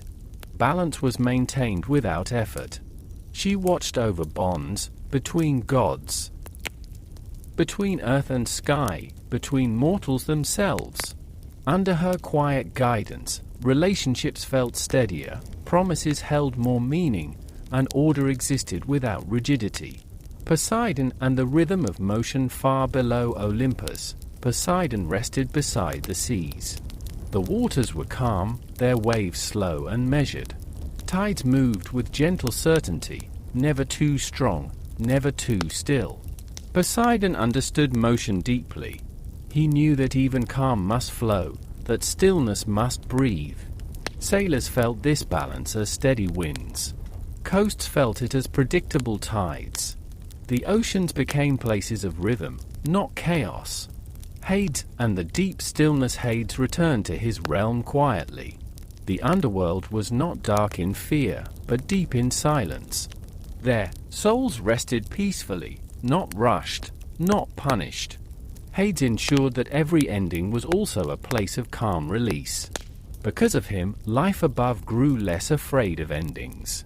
Mortals slept more peacefully, knowing, without knowing why, that rest awaited everyone eventually. Zeus and the art of listening. And Zeus spent much of this time listening. He listened to the wind as it passed through Olympus. He listened to the quiet hum of the world below. He listened to the gods, to their silences as much as their words. Thunder lived within him, but it slept. Storms rested in his awareness, but they did not need to rise. He learned that the greatest power is knowing when not to act. And so, the sky remained calm. Rain fell only when needed. Lightning appeared rarely, and never without purpose. The world settles into peace. Days passed. Then weeks. Then stretches of time that no longer needed names. Mortals lived gently. Animals moved freely. The earth breathed evenly. No great myths were written during this time because nothing dramatic happened. And that was the miracle. Peace does not announce itself. It simply settles in, like a soft blanket at night. A long, restful pause. Olympus rested. The gods rested. The world rested. Time flowed like a slow river, smooth and uninterrupted. And somewhere between waking and dreaming, everything felt exactly as it should be. When the world begins to dream, after peace settled upon Olympus, after the gods found their gentle rhythm, something subtle began to happen. The world itself began to dream. Not in images or visions, but in quiet patterns, in cycles, in stars, in seasons that arrived without effort. This was not a time of grand deeds. It was a time of soft myths, stories that formed not from conflict, but from calm observation. The sky learns to rest. Zeus often gazed upward, not to command the sky, but to listen to it. The clouds drifted slowly, never gathering too tightly, never dispersing too quickly. Stars emerged each night in careful balance, their light steady and reassuring. They did not flicker wildly. They did not rush across the heavens. They simply remained, quiet markers of time passing gently. And mortals, lying beneath these skies, felt safe without knowing why. Sleep came easily to them now. Dreams softened. Night no longer carried fear. The birth of the seasons. Demeter noticed something delicate. The earth did not wish to remain the same forever. It wished to change, but slowly, with rhythm. So she allowed the land to breathe in cycles. Warmth came, then cooled. Growth followed rest. Rest followed growth. Nothing was lost. Nothing was rushed. Autumn became a time of release. Winter a time of quiet stillness. Spring a gentle awakening. Summer a calm fullness. Mortals felt these changes deeply, and instead of fearing them, they learned to trust them. They learned that rest was not an ending. It was preparation. Hestia and the dream of home. Hestia's flame burned steadily at Olympus' heart. It never dimmed. It never flared. And because of this, homes across the world felt warmer. Even in silence, even in solitude, there was comfort. Families gathered easily. Evenings ended calmly. Firelight flickered softly, inviting rest rather than restlessness. Home became a place of peace, not tension. And in this way, the world learned to feel safe in stillness. Hera and the gentle bonds. Hera watched over connections, not only between gods, but between all living things. Friendships deepened quietly. Promises were kept more easily. Communities formed naturally. She did not force unity. She allowed understanding to grow. Under her watchful calm, relationships became steady, like roots growing beneath the soil, unseen, but strong. Poseidon and the sleeping seas. The oceans entered a new rhythm. Waves rolled gently onto shores, their sound like a lullaby repeated endlessly. Tides came and went without surprise. Storms were rare and purposeful. Sailors learned to trust the water. Creatures of the deep moved without fear. The sea no longer felt unpredictable. It felt alive, and calm, and endlessly patient. Hades and the deepest rest below the earth. Hades tended to the quietest realm. The underworld became a place of deep rest, not punishment, not fear. Souls drifted like falling leaves, settling gently where they belonged. Because of this, the living no longer feared sleep as a small death. Night became a place of renewal, not worry. Dreams softened. Thoughts slowed. Even endings felt peaceful. The first true dreams with balance restored, dreams began to change. They were no longer filled with chaos. They were filled with slow movement, soft imagery, familiar warmth. Mortals dreamed of fields, of gentle rivers, of starlit skies. They dreamed of walking without destination, of resting without guilt. The gods did not send these dreams. They simply allowed them. Peace, once present, creates its own stories. Zeus and the Quiet Watch. Zeus watched all of this unfold without interference. He understood now that his greatest role was not to shape every moment, but to protect the stillness that allowed life to unfold naturally. Thunder rested within him, but it slept deeply. The sky remained wide and calm. Rain fell gently. Lightning stayed distant. And the world trusted the sky again. A world that breathed slowly. Time no longer pressed forward. It flowed. Days slipped into nights. Night slipped into rest. Rest slipped into renewal. No one noticed the passing of ages, because nothing felt lost. The world had learned how to be. When the gods began to fade, there came a time when the world no longer needed the constant presence of the gods. Not because the gods had weakened, and not because the world had forgotten them, but because balance, once restored, knows how to sustain itself. This was not an ending. It was a soft easing back. Like a parent stepping away once a child has learned to walk. The gentle distance of Olympus. Olympus remained, its peak still touching the sky, its presence steady and calm. But the gods no longer moved through the world so closely. They watched instead. Not from above, not with judgment, but with quiet care. Mist wrapped the mountain more often now, not to hide it, but to soften its edges. Those who looked toward Olympus sometimes thought they glimpsed shapes in the clouds, or heard echoes in the wind. And that was enough. Zeus learns to let go. Zeus stood often at the edge of the sky, listening to the steady breathing of the world below. Storms still existed, but they formed naturally, without anger. Thunder rolled rarely, and only as a reminder, not of power, but of presence. Zeus learned something deeper than rule. He learned restraint. He learned that true guardianship means knowing when not to intervene. And so, he allowed the world to make its own choices, to learn through gentle trial, to grow into its own rhythm. Demeter watches the cycles continue. Demeter no longer walked the fields. She did not need to. The land remembered her. Seasons arrived on their own, exactly when they should. Seeds slept when it was time to sleep. They rose when warmth returned.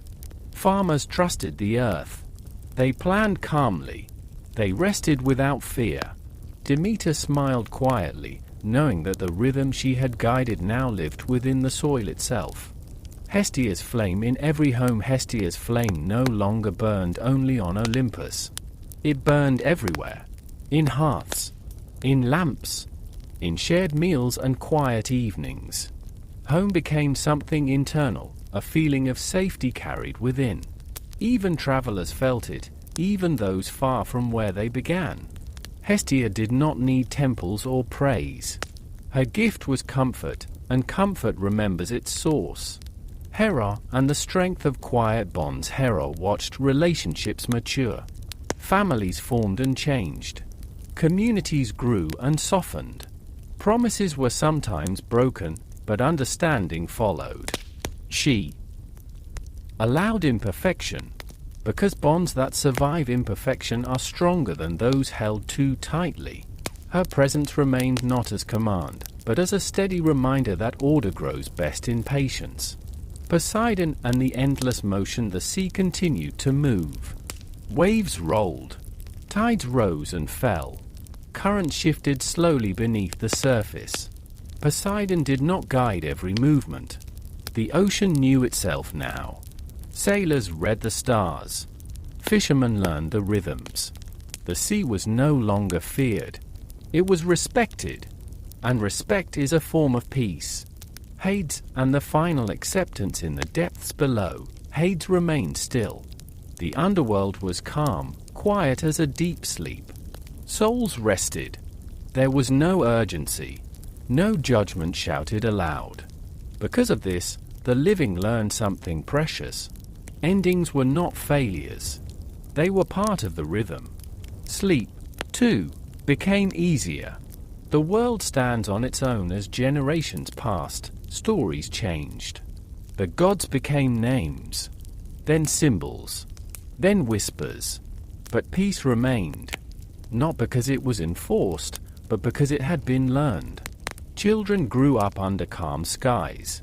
They rested at night without fear. They trusted the morning to return.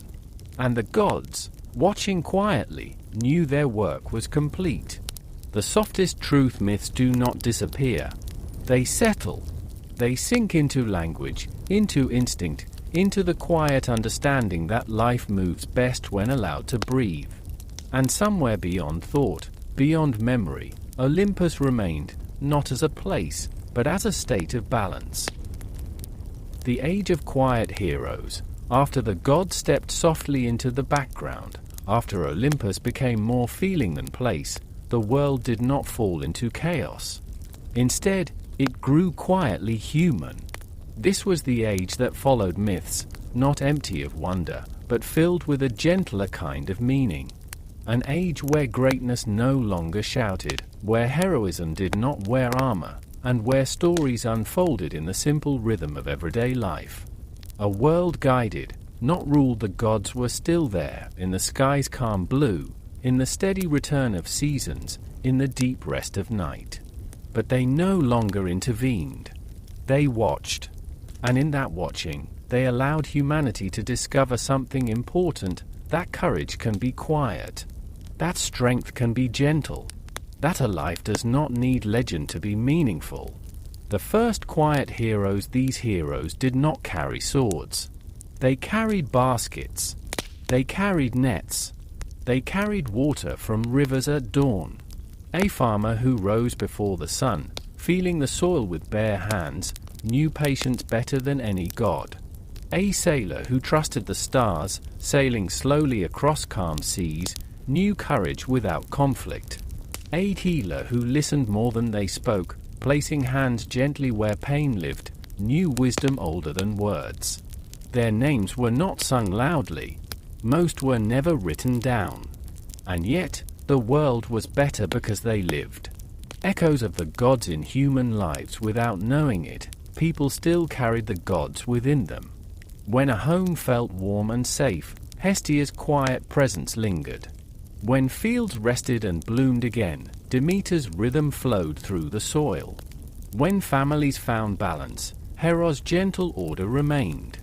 When people accepted endings peacefully, Hade's calm understanding lived on. When storms passed without fear, Zeus' restraint echoed in the sky. The gods had faded, but their influence had settled deep, woven into instinct and habit. Villages of slow time villages formed where time moved gently. Days followed nights. Work followed rest.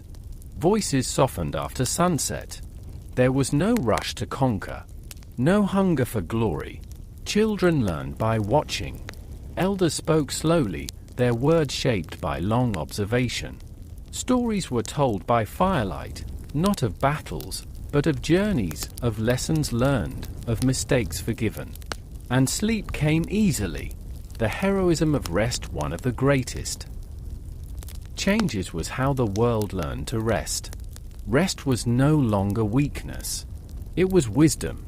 People slept when tired. Fields rested between harvests. Animals moved with the seasons.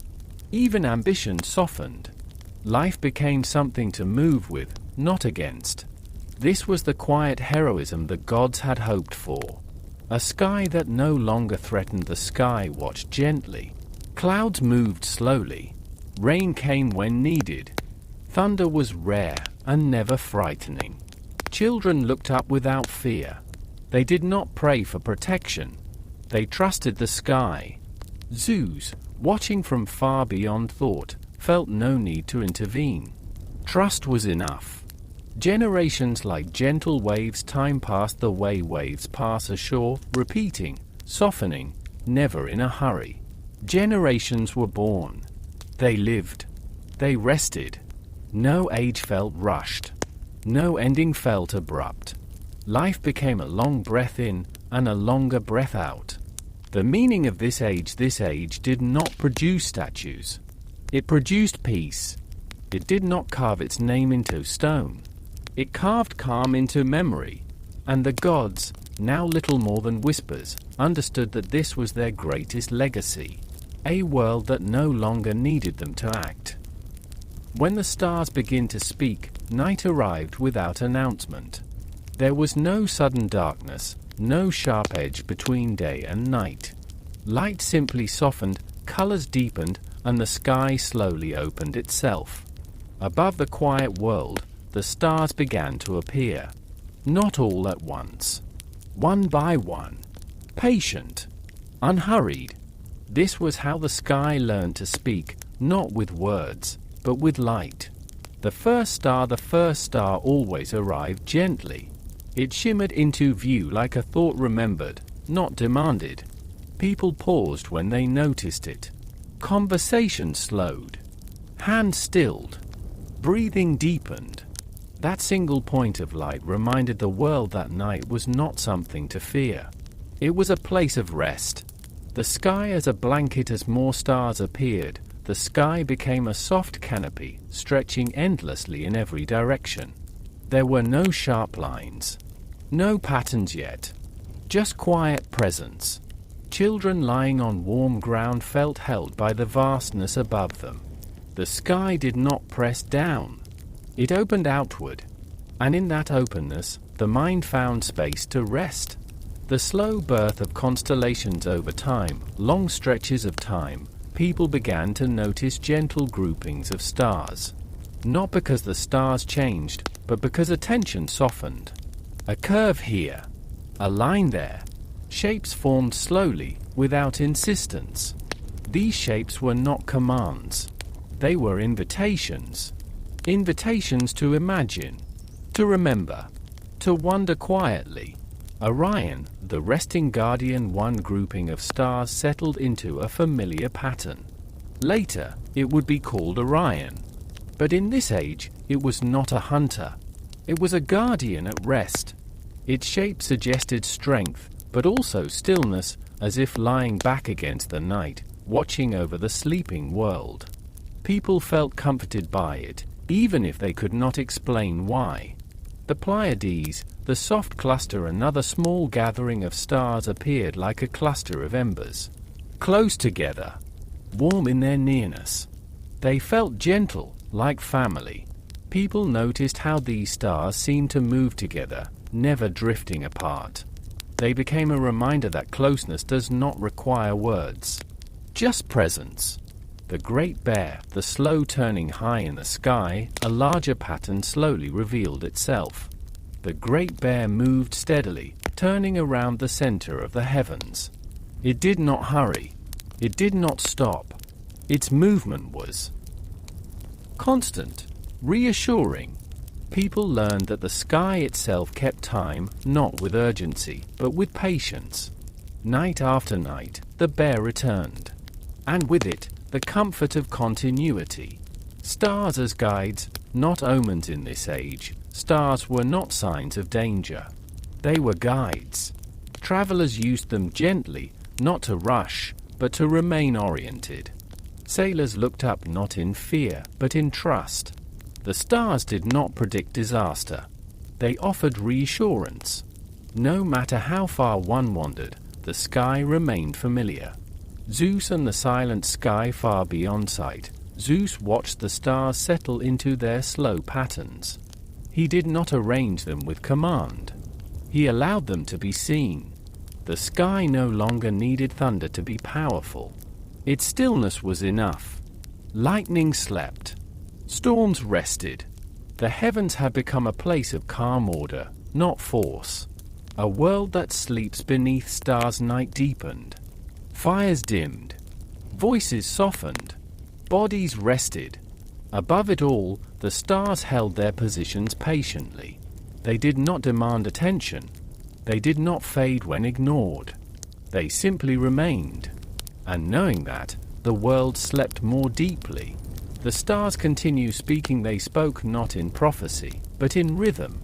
They reminded the earth that time moves in circles, that rest is part of motion, that light returns even after long darkness.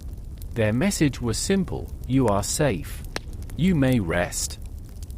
The rivers that remember, before roads were drawn, before names were spoken, before stories learned how to stay still, there were rivers. They moved through the world with patient certainty, never rushing, never stopping.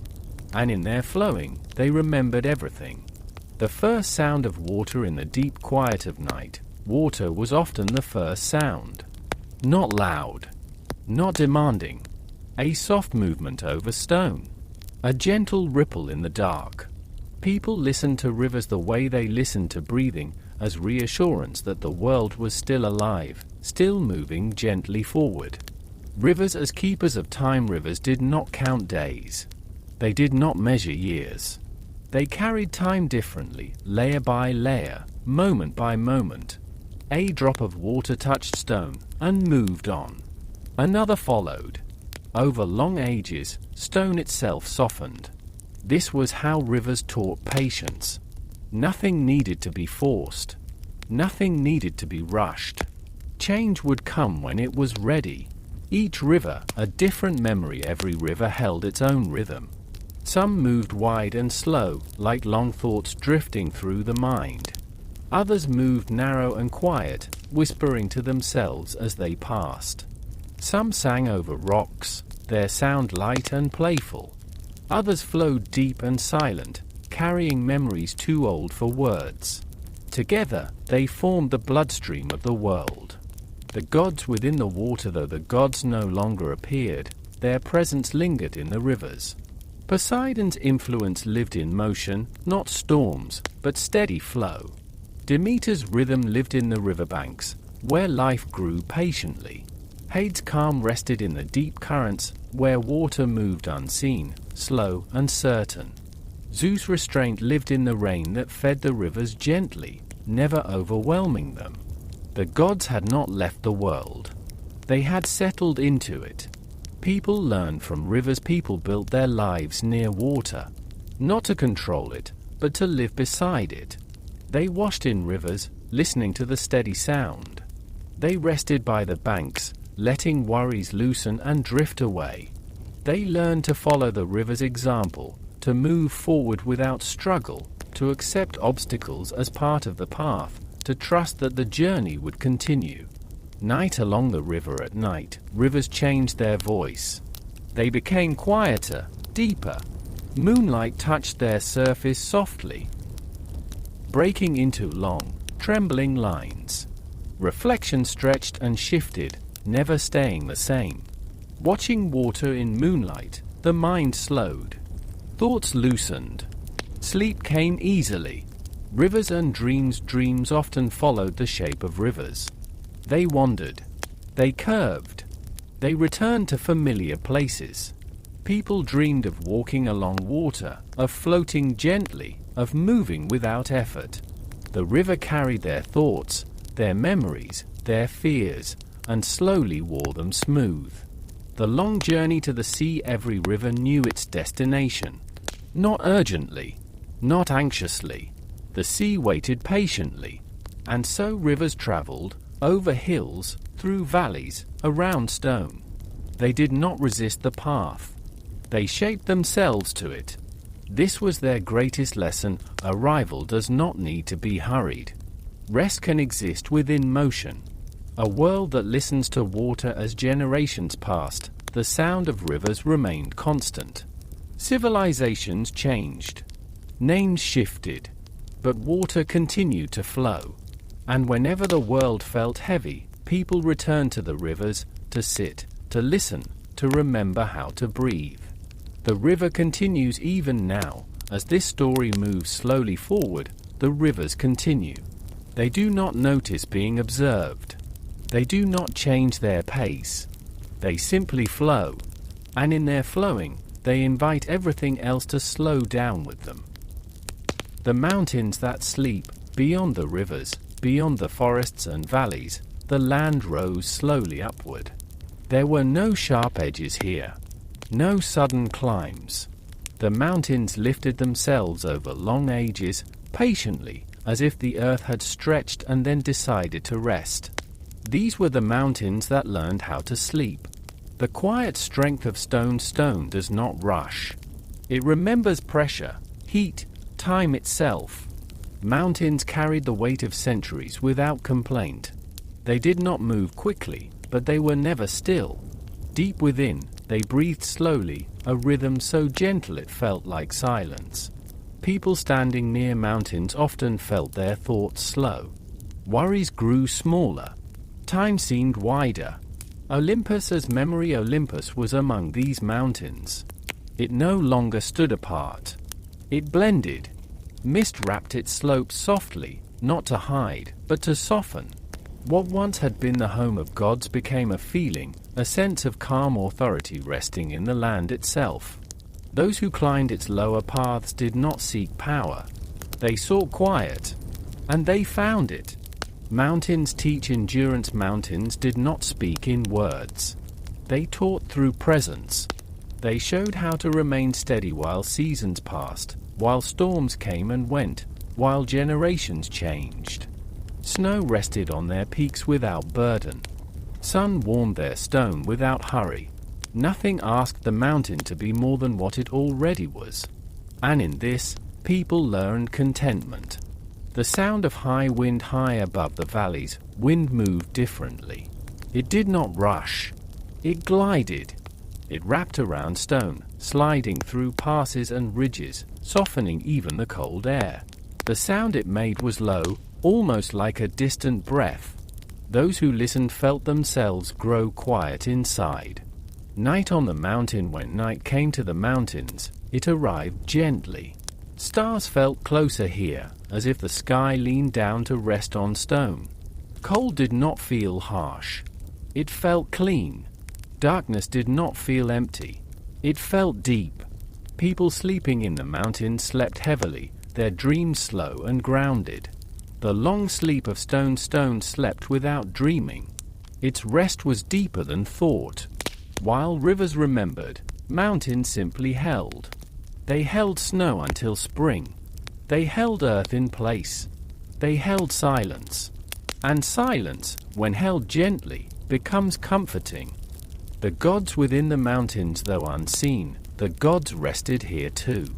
Zeus' calm lived in the open sky above the peaks. Heros' order lived in the steady ridgelines. Demeter's patience lived in soil gathered between rocks. Hades' depth lived in the dark roots of stone. The gods had not disappeared. They had settled into permanence. Time slows at high places. Time moved differently near mountains. Hours felt wider. Moments stretched. People found themselves thinking less, feeling more. Even footsteps softened. The world seemed to ask for quiet, not as a rule, but as an invitation. The lesson of the mountains did not teach achievement. They taught presence. They reminded the world that nothing needs to be proven. That simply being is enough. That rest is not weakness, but wisdom. The forests between dreams, below the sleeping mountains, where stone loosened into soil and wind slowed into breath, the forests waited. They did not stand still. They swayed. They listened. These were not wild forests of fear, but forests that existed between dreams, places where waking and sleeping touched softly. The breath of trees breathed differently at night. Their leaves barely moved, holding moonlight in quiet patterns. Their trunks held warmth from the day, releasing it slowly into the cool air. Standing among them, one could feel the rhythm, the shared breathing between earth and sky. In this rhythm, thoughts grew slow, heavy, unimportant. Roots that remember beneath the forest floor, roots reached outward patiently. They did not compete. They connected. They touched stone, water, other roots. Through these gentle connections, the forest shared memory, old rains, ancient sunlight, footsteps long forgotten. Nothing was lost. Everything was softened. The gods in the green, the gods lingered here in their quietest forms. Artemis moved as moonlight between trees, not hunting, but watching. Pan's wild laughter had faded, leaving only a playful rustle in tall grass. Demeter rested in fallen leaves, feeding the soil. Even Hade's presence felt gentle here, and not as ending, but as deep, necessary rest. Night creatures and soft motion at night, the forest did not sleep fully. It whispered. Small creatures moved slowly, careful not to disturb the calm. Owls turned their heads gently, their eyes reflecting starlight. Foxes stepped lightly, as if walking through someone else's dream. Every movement felt respectful, as though the forest itself was sleeping deeply and did not wish to be awakened. Moonlight through leaves, moonlight entered the forest in pieces. It did not flood. It filtered. Soft silver patterns rested on bark, on moss, on the quiet ground. These shifting shapes felt unreal, like thoughts drifting before sleep. Watching them, the mind loosened its grip on certainty. Everything felt possible and unnecessary. The forest as a threshold. This forest was a threshold place. Those who wandered here at night often felt suspended, not fully awake, not yet asleep. Sound softened. Edges blurred. Time felt less linear, more circular. Memories drifted in, then drifted out. Dreams began forming without effort. Sacred clearings deep within the forest, clearings opened naturally. No trees crowded them. No shadows felt heavy. These places felt intentionally open, as if the forest itself made room for rest. People who slept here dreamed peacefully. They woke refreshed, even if they did not remember why. The forest teaches surrender. The forest did not demand attention. It invited surrender. It asked nothing more than quiet presence. In return, it offered safety. No sharp noises. No sudden movement. Only the gentle reminder that rest is allowed. Between dream and memory in these forests, dreams and memories mixed. Past and future softened. People sometimes dreamed of walking endlessly under trees, never tired, never lost. These dreams were not messages. They were comfort. The forest holds you even now. As this story continues, the forest holds its quiet watch. It does not judge wakefulness. It does not rush sleep. It simply remains, steady, alive, gentle. The realm of gentle dreams, beyond the forests between dreams, beyond moonlight and shadow, there exists a realm not marked by borders, not drawn on maps, and not entered by force. It arrives when the body rests and the mind loosens its hold. This is the realm of gentle dreams. Entering without effort, no gates guard this realm. No questions are asked. One does not walk into it, one drifts. The moment you stop trying to sleep, the moment your breathing finds its own rhythm, the realm opens naturally. It is not somewhere else. It is a soft turning inward. Hypnos, the quiet keeper here, Hypnos moves without sound. The god of sleep no longer wears form or shape. He is a presence, felt more than seen. When he passes, muscles release their tension. Thoughts untangle. Awareness dims gently. Hypnos does not command sleep. He allows it. His gift is not unconsciousness, but permission. The architecture of dreams here are not stories yet. They are landscapes of feeling. Wide meadows without fences. Endless paths without destination. Soft light without source. Nothing demands interpretation. Nothing asks to be remembered.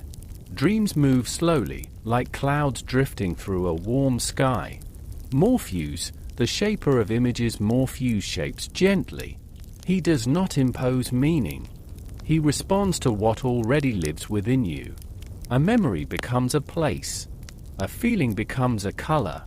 A wish becomes motion. He works patiently, like water shaping stone. Dreams do not surprise here. They comfort. Dreams without conflict. There is no fear in this realm. If a shadow appears, it softens before becoming threat. If a sound arises, it fades before startling. The mind learns here that it does not need to defend itself. Safety is assumed. Time dissolves, time behaves differently in gentle dreams. Moments stretch. Sequences blur. An entire night can feel like a single breath. A single image can feel endless. There is no urgency. No sense of loss. Time rests. The river of Lethe flowing quietly through this realm is Lethe, the river of forgetting. It does not erase memory. It smooths it. As dreams drift near its waters, sharp edges soften. Worries lose weight.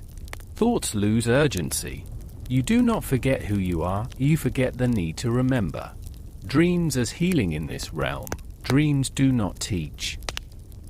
Lessons. They heal by presence alone. The nervous system slows. The heart finds steady rhythm.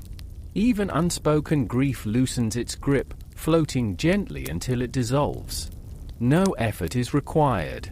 Healing happens because rest is deep. The silence between dreams, between dream images, there are spaces. These spaces are not empty. They are still. They feel like floating, weightless, content. This silence is the deepest rest of all. The gods withdraw fully here. Even the gods step back. Hypnose watches, but does not interfere. Morpheus shapes, but does not lead. The dreamer becomes sovereign, not in control, but in peace. Nothing watches. Nothing judges. The gift of this realm, the realm of gentle dreams, exists so that waking life can continue. It is not escape. It is renewal. You return from it not with answers, but with balance. The dawn that approaches slowly, dawn does not arrive suddenly. It never has. Long before the sky begins to change, before color touches the horizon, before birds remember their songs, dawn is already moving. Quietly, patiently. This is the hour where sleep grows deepest, where rest becomes complete. The invisible shift in the realm of gentle dreams. Nothing announces the coming of morning. There is only a subtle easing, as if the night loosens its hold without letting go. Breathing grows smoother. Dreams grow wider and slower. The body rests heavier, more fully. This is the sacred moment between endings and beginnings. Eos, the soft, bringer of light. Eos, the goddess of dawn, does not rush the sky. She moves like a memory returning gently. Her presence is not light yet. It is warmth without heat, color without brightness. She brushes the edges of dreams, not waking them, only softening them. Dreams begin to thin as Eos approaches. Dreams grow less detailed. Images blur. Stories dissolve. What remains is feeling, a sense of calm, of safety, of being held. The mind does not cling. It releases naturally. The world holds its breath before dawn. The world pauses. Wind quiets. Leaves rest. Even the stars seem to linger. This is not silence of emptiness, but of anticipation without urgency. Everything waits, but nothing strains. Sleep at its deepest. This is when sleep works hardest. Muscles repair. Nerves settle. The heart finds its most even rhythm. The body remembers how to be whole. No dreams interrupt this rest. There is only darkness, soft, complete, protective. The gods of night step back. Nyx, the goddess of night, does not disappear. She recedes gently, folding herself into the edges of the sky. Hypnose withdraws further, allowing sleep to sustain itself. Even Morpheus fades, leaving only stillness behind. This is rest without guidance. The first hint of color far beyond awareness, the sky begins to change. Not yet visible, not yet meaningful. Just a suggestion, a warming of darkness. The world does not notice. Sleep remains unbroken. Why dawn is gentle? Dawn is kind because sleep must end slowly. Sudden light would fracture rest. Abrupt waking would steal healing. So dawn approaches the way everything sacred does, without demand. Rest before. Return. This moment exists not to wake you, but to complete rest. It is the final deep breath of night, the pause that prepares you for returning to the world whole and calm. The world awakens without hurry. Morning does not begin with light. It begins with permission. Permission for the night to release its hold, permission for the body to return gradually, permission for the world to breathe again. This is the awakening the gods once hoped for, not forced, not commanded, but allowed. The first movement of the earth deep beneath the surface, the earth shifts ever so slightly. Not an earthquake, not a tremor, just a gentle settling. Roots adjust in soil. Stones release their coolness. Water changes temperature. The world wakes in layers, not all at once. EOS continues her gentle work. EOS moves now more clearly, but still without brightness. She paints the horizon with colors so soft they feel more like emotion than sight. Rose, gold, pale blue. These colors do not demand attention. They simply exist. Those still asleep carry these colors into their dreams. Those half awake feel comfort without knowing why. The sky learns light again. Stars fade reluctantly, not because they are dismissed, but because they are no longer needed. They do not vanish. They rest. The sky stretches itself, releasing night the way one releases a long, held breath. Clouds become visible again, their shapes slow and unimportant. Birdsong as invitation. The first birds do not sing loudly. They test the air. One call, then another. Soft, spaced, unhurried. Their voices are not alarms. They are invitations. They ask nothing. They simply announce that the world is still safe. Human waking is slowest among all beings. Humans wake most carefully. Eyes open halfway. Hands move slightly. Thoughts do not rush back. This is important. The mind needs time to return without tension. In this age, people respect that. They do not leap from rest. They rise like mist, slowly and naturally. Dreams release their hold. Dreams do not end abruptly. They loosen. Images blur. Feelings remain. A sense of calm lingers, even if details fade. Morpheus does not pull away, he dissolves. And because of this, waking feels gentle. The gods observe, not intervene from beyond form and time. The gods watch the world awaken. They do not step forward. They do not guide. Their work is complete. A world that can wake itself is a world at peace. Morning without urgency. There are no horns, no sudden calls to action. Tasks wait. Time stretches. Even labor begins slowly, hands warming, bodies aligning. The day does not demand readiness. It allows it. Why this matters. This way of waking changes everything. Stress does not take root. Fear does not hurry. The world moves at the pace of breath. And life, lived this way, becomes sustainable. The quiet promise of morning promises nothing grand. It does not predict triumph or struggle. It offers something better, another day that can be lived gently. The day moves in gentle rhythm. Daylight now rests fully upon the world, but it does not press down. It settles. Light spreads across fields and stone, not sharp, not demanding, simply present. This is not a day meant for urgency. It is a day meant for balance.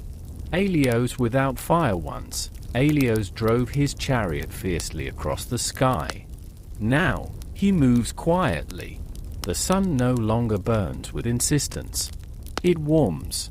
Its light feels measured, as if the sky itself knows exactly how much is needed. No glare, no harshness. Just enough brightness to keep life moving. Morning activity without rush. People begin their work slowly. Hands find familiar tasks. Feet follow known paths. There is no race against time. Time walks beside them. Farmers tend soil without struggle. Artisans work with steady focus. Travelers move knowing they will arrive when they arrive. The day welcomes patience. The gods within daily life, the gods live quietly in small moments. Hestia rests in hearth fires, keeping homes warm without attention. Athena appears not in battle, but in thoughtful choices, clear decisions made calmly. Hermes walks unseen in gentle communication, words exchanged without conflict, paths crossed with ease. The divine has become ordinary, and that is its greatest form. The sound of daytime sounds are soft.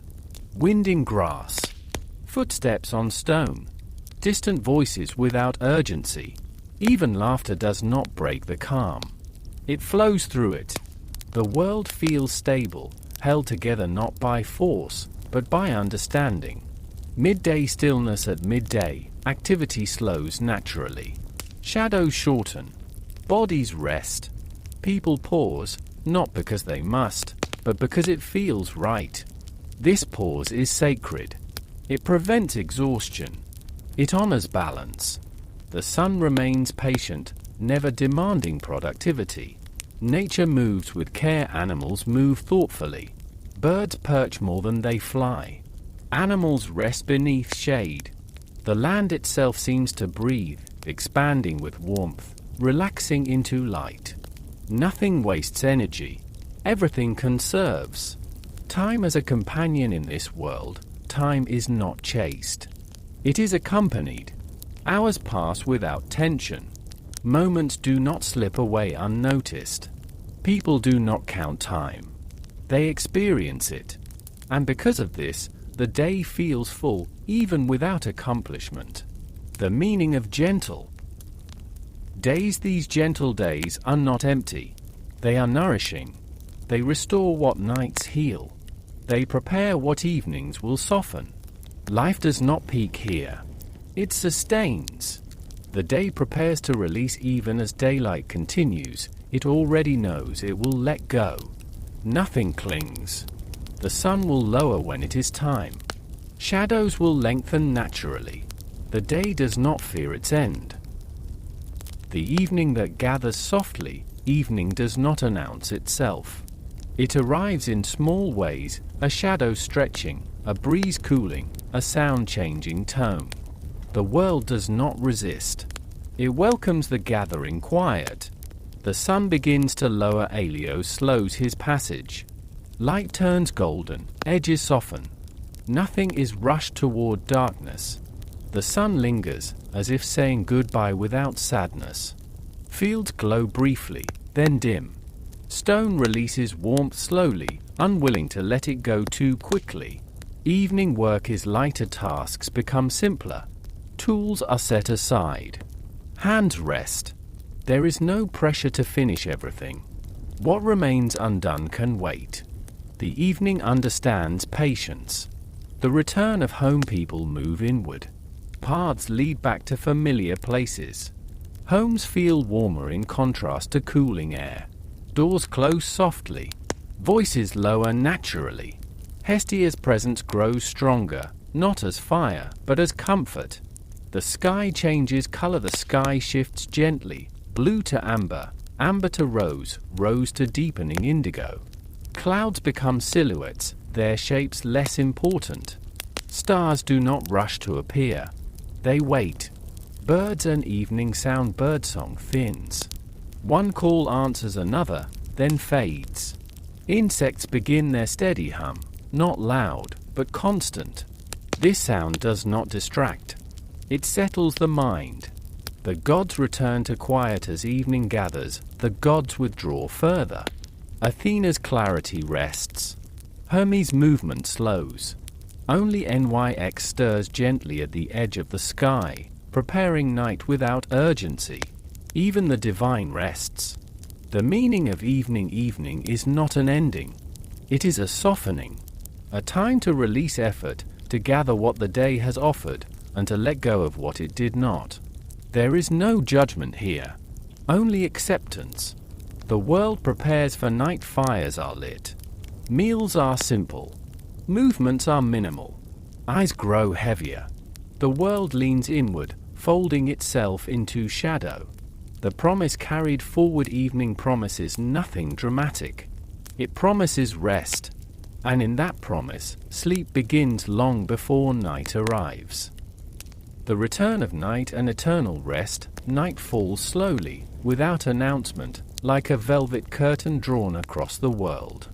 It does not arrive with urgency, nor does it demand attention. It simply arrives, and everything bends toward its rhythm. The mountains, still from the day, release their last warmth. The rivers, steady in their flow, glimmer faintly under the first moonlight. The forests sway gently, as if breathing in harmony with the earth itself. This night is not ordinary. It carries the memory of all the worlds that came before, the gods who shaped, the heroes who walked quietly, the humans who learned to live with care, and all the dreams that ever stirred in sleeping minds. The gods as whispers no longer do gods roam Olympus or intervene in human affairs. Zeus rests in the quiet of the sky, his storms gone, replaced by patient clouds that move in calm rhythm. Hera sits within the structure of relationships, her presence felt not as force, but as gentle guidance. Demeter lives in the soil and the cycles of nature, her teaching complete, her care woven into the earth itself. Poseidon drifts in every current, his influence no longer striking, but stabilizing. Hades rests in the deep, unseen places, reminding all that endings are gentle, and nothing is ever truly lost. Even Hestia's flame, once a hearth at Olympus, burns now in every home, in every quiet moment of safety, in every sense of warmth and belonging. The gods are still present, but their presence is soft. They are not seen, they are felt. The deepening of sleep moves across the world like a slow tide. It does not push. It does not demand. It arrives naturally, and all life yields to its rhythm. Muscles loosen. Breathing becomes slow, steady, and calm. The mind drifts beyond thoughts of time. It moves into space without edges, a place where worry cannot exist. This is not unconsciousness. This is complete rest. A rest that heals, a rest that holds, a rest that carries the world forward without effort. The realm of dreams merges with night in this deepest part of night. Dreams no longer compete with reality. They merge with it. Rivers carry dreams along their waters. Mountains cradle them in their stone. Forests weave them among their branches. Stars reflect them in gentle points of light. Dreams become extensions of rest itself, without story or tension, without desire or judgment. They are simply presence. The mind drifts like the clouds. Thoughts soften like the wind. Every heartbeat slows, finding the deepest pattern it has known. Time dissolves, night is eternal. Not in the sense that it is endless, but in the sense that time no longer matters. There is no past to regret. There is no future to anticipate. Everything exists as a single, unbroken moment. The world rests in this moment. Breath follows breath. Sleep follows sleep. Life continues, silent, peaceful, unseen. Even when movement begins again, it will be slow, measured, balanced. The eternal circle of night this night is part of a circle that includes every other night. Every being, every life, every river, tree, and stone is connected by this rhythm: rest, dream, wake, repeat. And in this repetition, there is no urgency, no fear, no need to achieve. It is a perfect balance, the balance the gods themselves sought, and finally, the world has found. The comfort of darkness is no longer threatening. It is the most gentle companion. It covers the world softly, like a blanket woven from years of care. It listens without judgment. It holds without pressure. It allows without taking. Even the smallest sounds, a river moving, a leaf brushing another, a distant bird, become part of the lullaby. The night itself is singing a song older than words, and every heart can hear it if it chooses to listen. The mind lets go completely at last, the mind stops grasping. Memories float away without effort. Plans dissolve naturally. Fears lose their shape. Sleep now becomes the only reality. Every breath carries weightlessness. Every heartbeat is steady and calm. Every muscle rests as though time has ceased. Here, you are safe. Here, you are held. Here, you are free. The final gift of the gods, though unseen, the gods' work continues, to allow life to flow without interference, to allow rest without interruption, to allow dreams to become part of being. The world no longer needs divine hands because it has learned balance, patience, and quiet. This is the eternal rest. This is the world at peace. This is sleep at its deepest. The whispering winds, the wind moves quietly, not the harsh gusts that shake windows or scatter leaves, not the storms that make hearts race. This wind is patient. It travels over mountains, through forests, across rivers and fields, carrying with it the slow memory of the world itself. It whispers, but not in words. It hums, but not in sound. It is a feeling, a presence, a gentle motion that touches everything softly. The wind moves through the mountains, high peaks breathe with the wind. Stone responds with slow, imperceptible vibrations. The air slides over ridges like fingers brushing across skin, cooling, soothing, steadying. No sound is urgent. No movement is sudden. The wind bends around obstacles. It flows where it is allowed, without demand or expectation. People resting on the mountains feel it first on their faces, a breath that moves through hair and clothing, through tension and thought, loosening them, softening them, as if the wind itself were a healer. Through forests and trees in the forests between dreams, leaves shiver ever so slightly. Branches move in slow arcs. The wind slides along the ground, pressing against moss, brushing fallen leaves, never breaking the calm. Animals feel it. A fox's fur lifts slightly. Owls pause their soft calls, as if listening. Deer shift their weight slowly, trusting that the night carries no harm. Even trees respond. They sway not to resist, but to accommodate, their roots absorbing energy, their trunks stretching taller, their leaves learning patience. Across rivers and waterways the wind glides over water. It barely touches the surface, yet it creates patterns of ripples that move without urgency. Rivers listen. They carry the wind's soft messages downstream. The sound of moving water becomes a slow rhythm, hypnotic, constant, calm. Boats at rest bob gently. Fishermen, awake or half dreaming, notice the ease. The wind does not push. It guides without force. The gods in the air beneath all this movement. The god's presence is faint but perceptible. Airless, keeper of the winds, no longer commands or punishes. He only ensures the air flows gently, steadily, unobtrusively. Every gust is his gift of balance. Apollo's warmth drifts through the breeze, lifting spirits subtly, without demand. Even Artemis, once fierce in forests, slides along the wind, protecting the quiet and ensuring rest remains unbroken.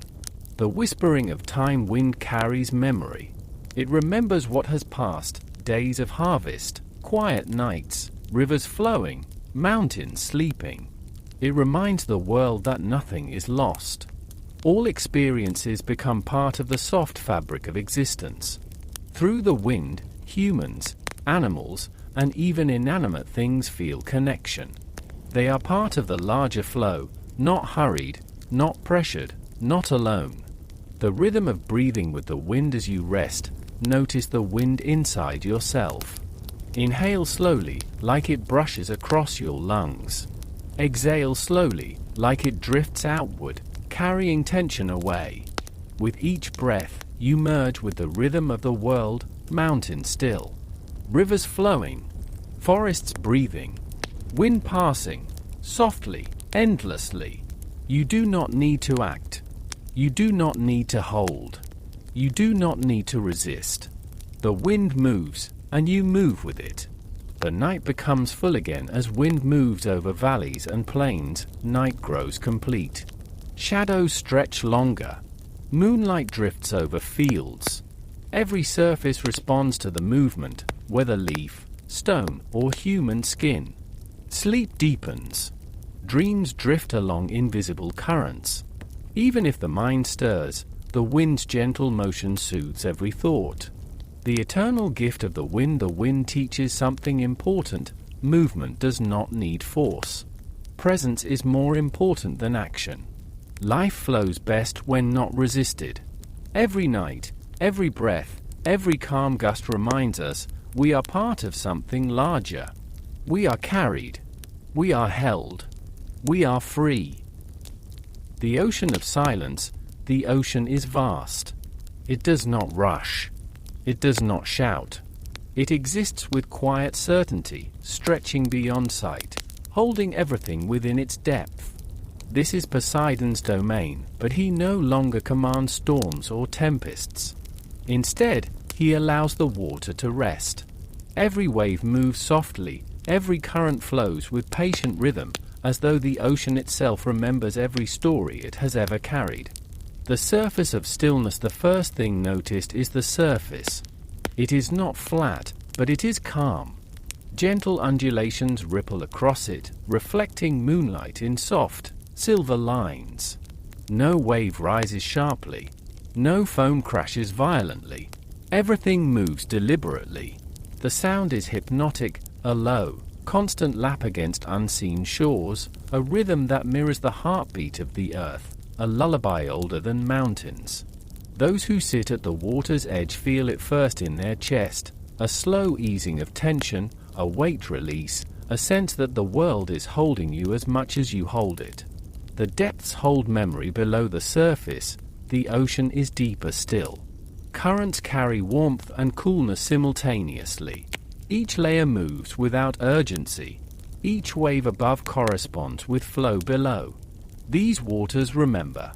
They remember rivers, mountains, storms, forests, stars, everything they have touched. And in that memory, there is no chaos. Only the steady flow of time.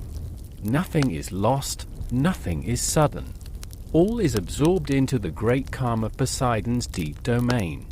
Life in the quiet waters, creatures of the ocean move slowly, gently, as if aware of the sacred rest around them. Fish glide through shafts of moonlight. Octopuses drift with the current, tentacles floating like whispers. Sea turtles follow slow, endless paths. Even predatory creatures hunt quietly, not for urgency, but to sustain life. Above all, silence dominates. It is not emptiness, it is fullness without noise. The moon and the tides. The moon touches the ocean lightly. It does not command the tide with harshness. It draws water slowly, like a hand pulling a soft cloth. High tides and low tides move without rush, without violence. The ocean knows its rhythm. It does not fight it. It follows it gently, endlessly. Humans watching the tide at night learn the lesson without words. Rest is a movement, not a pause. Poseidon's calm presence. Poseidon no longer wields trident in anger. Instead, he flows with the ocean. Every ripple, every breath of air over the sea is his gentle guidance. He reminds the world, power does not require force. Strength does not require struggle. Calm is its own mastery.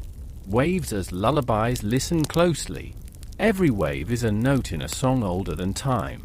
Soft, repeating, slow, rising, falling, pausing. Each one is a nudge toward rest.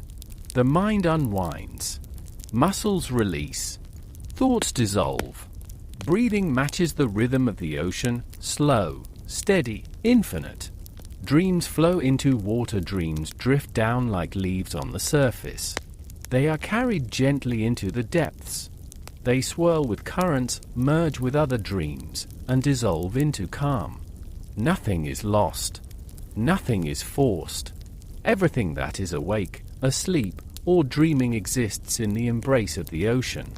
The night above the sea, stars mirror the ocean's calm. Their light glimmers in tiny reflections on the surface.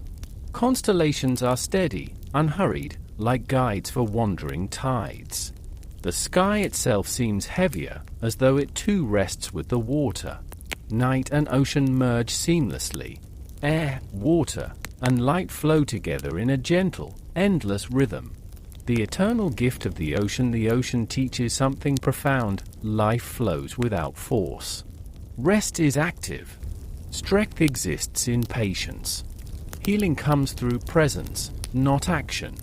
The ocean does not judge. It does not demand. It holds. And when the world rests within it, sleep deepens.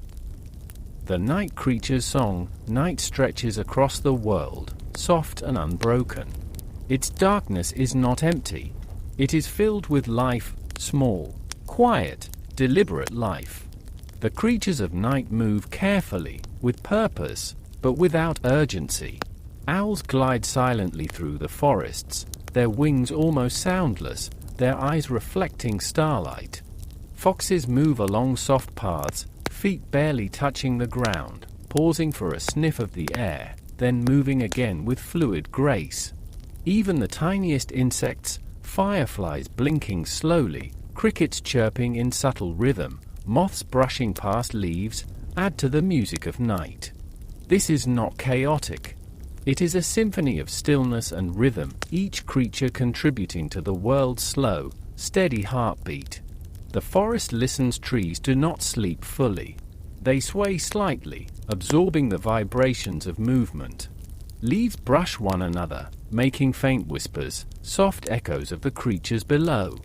Roots deep in the earth absorb the night energy, feeding the soil that holds the forest upright. Everything participates, even stones, rivers, and air.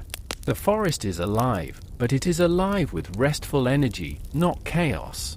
The rivers join in. Rivers carry night creatures' reflections. Frogs croak slowly from hidden banks. Fish occasionally ripple the water, tiny waves flowing along the gentle currents. The sound is hypnotic. It forms a slow, unbroken rhythm, a rhythm that touches the mind, slowing thought, softening tension, easing muscles. Humans listening, even half asleep, feel their bodies and minds respond. They do not resist. They do not question. They allow themselves to be carried by the sound. The gods observe quietly. Even the gods notice these small moments. Artemis, goddess of animals and the hunt, glides invisibly through the trees, protecting life without intervention. Pan rests in the grass, his flute silent but present in the patterns of the crickets and frogs. Hermes moves unseen along soft paths, watching without disturbing. The divine is here, but gentle. It is guidance without interference, order without demand. The music of movement. Every creature moves in balance with the night. An owl pauses, then glides. A fox stops to listen, then continues. Fireflies blink intermittently, like gentle punctuation. Nothing interrupts the rhythm. Everything contributes. Even shadows move with the sound, lengthening and shortening in quiet harmony. The world at night has its own pulse, and sleep flows naturally along it. The air carries the sound. The wind slides softly through branches, carrying the faint hum of life across fields and forests. Leaves rustle lightly, water ripples quietly, insects continue their lullaby. The combination is hypnotic, a gentle, natural mantra, without words, without urgency. It invites rest, not forcefully, but irresistibly.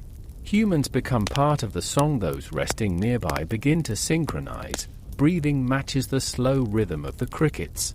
Heartbeat falls in line with the gentle movement of the wind. Muscles loosen with each pause and motion. Even dreams align, visions of gliding owls, running foxes, drifting fireflies merge with the dreamer's subconscious, forming a deep, unbroken sleep pattern.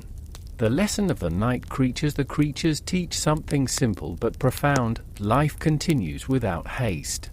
Every movement has purpose. Even the smallest actions contribute to harmony. Rest is part of life, not apart from it. Sleep becomes easier to embrace once this lesson is felt. The night expands as hours pass. The night creature's song continues. Owls, foxes, insects, fish, and wind move in endless cycles, never tiring, never loud, never demanding. The world feels soft, steady, safe. Even if the mind stirs, the rhythm carries it gently back to stillness. The listener becomes part of the song, not as a participant, not as a controller, but as a natural element of the night itself. The eternal lullaby. The night is endless. The creature's movements are timeless. The forest, rivers, and sky all join the rhythm. Sleep flows naturally along the melody, deeper and deeper with each breath and heartbeat. Even the stars seem to pulse in quiet, harmonious response. Everything, everywhere, rests. The forgotten heroes. Not all heroes are remembered. Not all victories are sung in grand halls or carved into stone. Some heroes live quietly, their lives almost invisible, their courage subtle, their actions small but profound. These are the forgotten heroes, the villagers who worked without recognition, the travelers who carried others safely through storms, the artisans who shaped beauty without applause, the healers who soothed pain in silence. Their stories are not exciting. They do not demand attention, but they are steady, strong, and soft, like the slow currents of a river at night. The village at night. In a small village under gentle hills, fires burn low in each hearth. Families rest quietly. One elderly farmer rises briefly, tending to the animals with soft hands. No one notices, but every creature is safer because of him. A young baker, half awake, sets out dough to rise overnight. It is a small task, yet it ensures the morning brings nourishment. Even the children, asleep in straw beds, hold the hope of tomorrow in their dreams. All of this is invisible to history, yet it is the foundation of life itself. Travelers of quiet courage far from the village, paths twist through forests and mountains. Travelers move slowly, carefully, aware of every sound, every shadow, every small danger. A messenger carries news through the night, walking softly so as not to disturb sleeping towns. He does not seek fame, only completion of his task. A healer walks along the river, gathering herbs by moonlight. No one knows her name, but her knowledge keeps others alive. Their courage is calm. It does not shout. It does not need applause. Artisans of invisible beauty in quiet workshops. Craftsmen work by lamplight. Carving wood, molding clay, weaving cloth, they create beauty that stabilizes the world, even if no one admires it. The rhythm of their hands, the careful movement of tools, becomes a meditation, action without urgency, creation without ego. Even in sleep, their work spreads calm. A well-made tool, a strong beam, a soft blanket all carry their energy forward, protecting others in subtle ways. The night carries their stories. The wind moves over villages and mountains, carrying whispers of these forgotten lives. The rivers reflect them, as water mirrors the slow light of the moon. The forests hold their courage in the roots of trees, in the paths worn by feet, in the hush of night. Even stars shine differently above their deeds, not brighter, not louder, simply steady, constant, reliable. The lesson of quiet heroism. These forgotten heroes teach something essential: courage does not need recognition. Impact does not require noise. Life is sustained by small, thoughtful, patient actions. Even the gods watch quietly, knowing that not all power must be visible. Some power is gentle and sustaining, and it shapes the world more than any battle or storm. Dreaming their lives. If you allow yourself to drift, you can dream their lives. Walk through quiet villages at night. See travelers moving softly along moonlit paths. Observe artisans' hands shaping beauty. Feel the calm, steady courage in every movement. Dreams flow like a river, and in that flow, your mind releases tension. Your body relaxes. Sleep deepens naturally. The world is held by the small. The world turns, not just by kings and gods, but by these invisible, patient acts. A quiet night is enough to honor them. A gentle breath is enough to join them. Sleep itself becomes a tribute, a soft, unbroken rhythm, woven with every act of care, every quiet step, every unseen hand. The eternal calm of forgotten courage. Night stretches onward, the air carries their whispers, the wind bends over fields and rivers.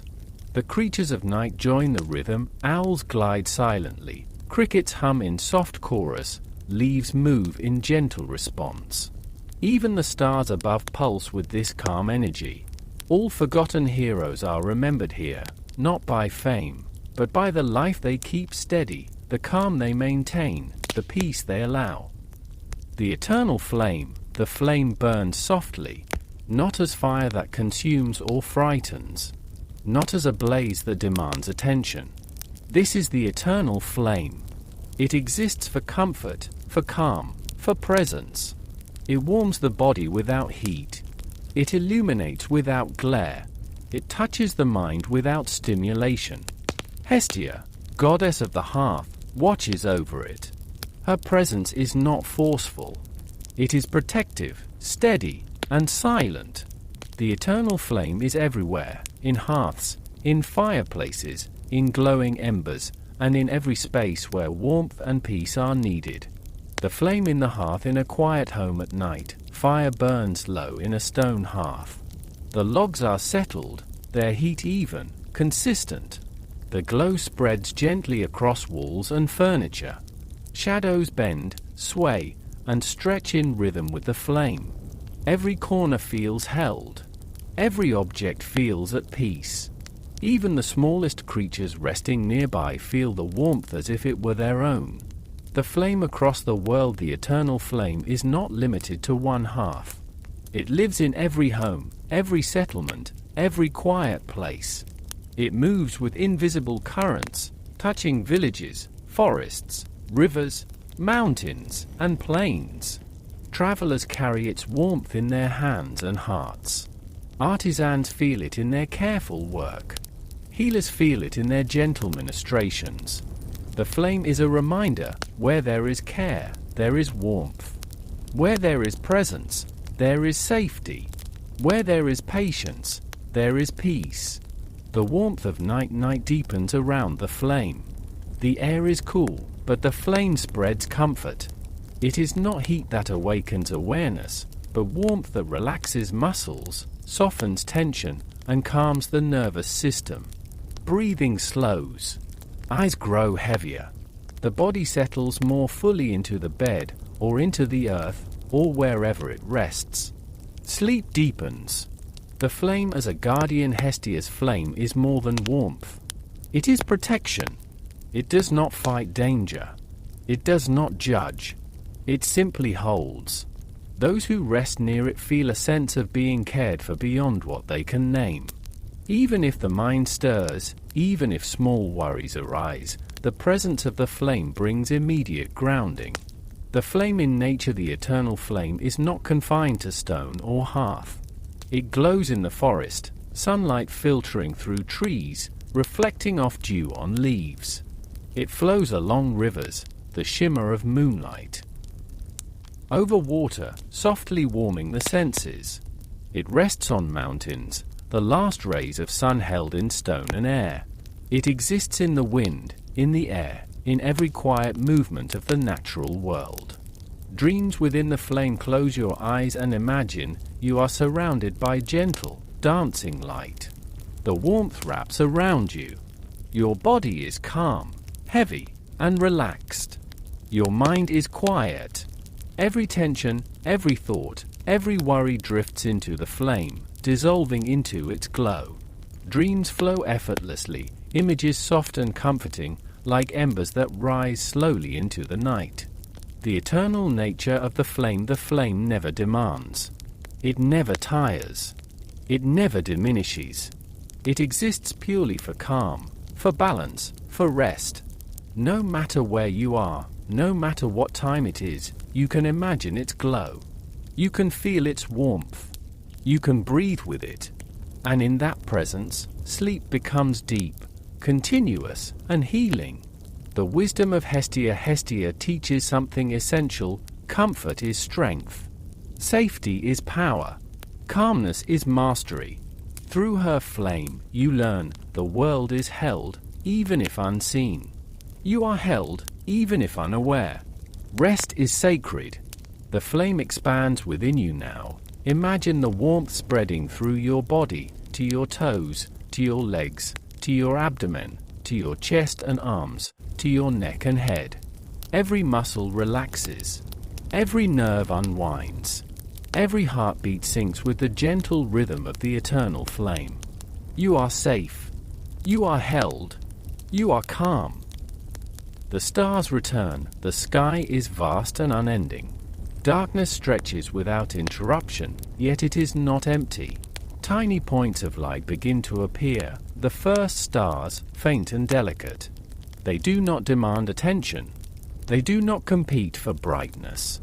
They simply exist. Each one carries calm, each one reflects the deep peace of the night. The stars are quiet guardians, witnesses to all the world below. They watch over oceans, forests, mountains, and villages. They watch over sleeping creatures, over the forgotten heroes, over the eternal flame. Everything is reflected in their soft, steady light. The first constellations, as the night deepens, constellations take form. Orion stands silently in the sky, his belt aligned perfectly, motionless yet full of story. The Pleiades shimmer softly, a cluster of gentle light that drifts like slow dreams across the sky. Ursa Major and Ursa Minor trace paths that feel familiar, anchoring the world below in slow, reliable patterns. Even the Milky Way stretches like a soft river of stars, guiding attention without demanding it. The stars mirror the Earth. The stars do not exist apart from the world. They reflect it.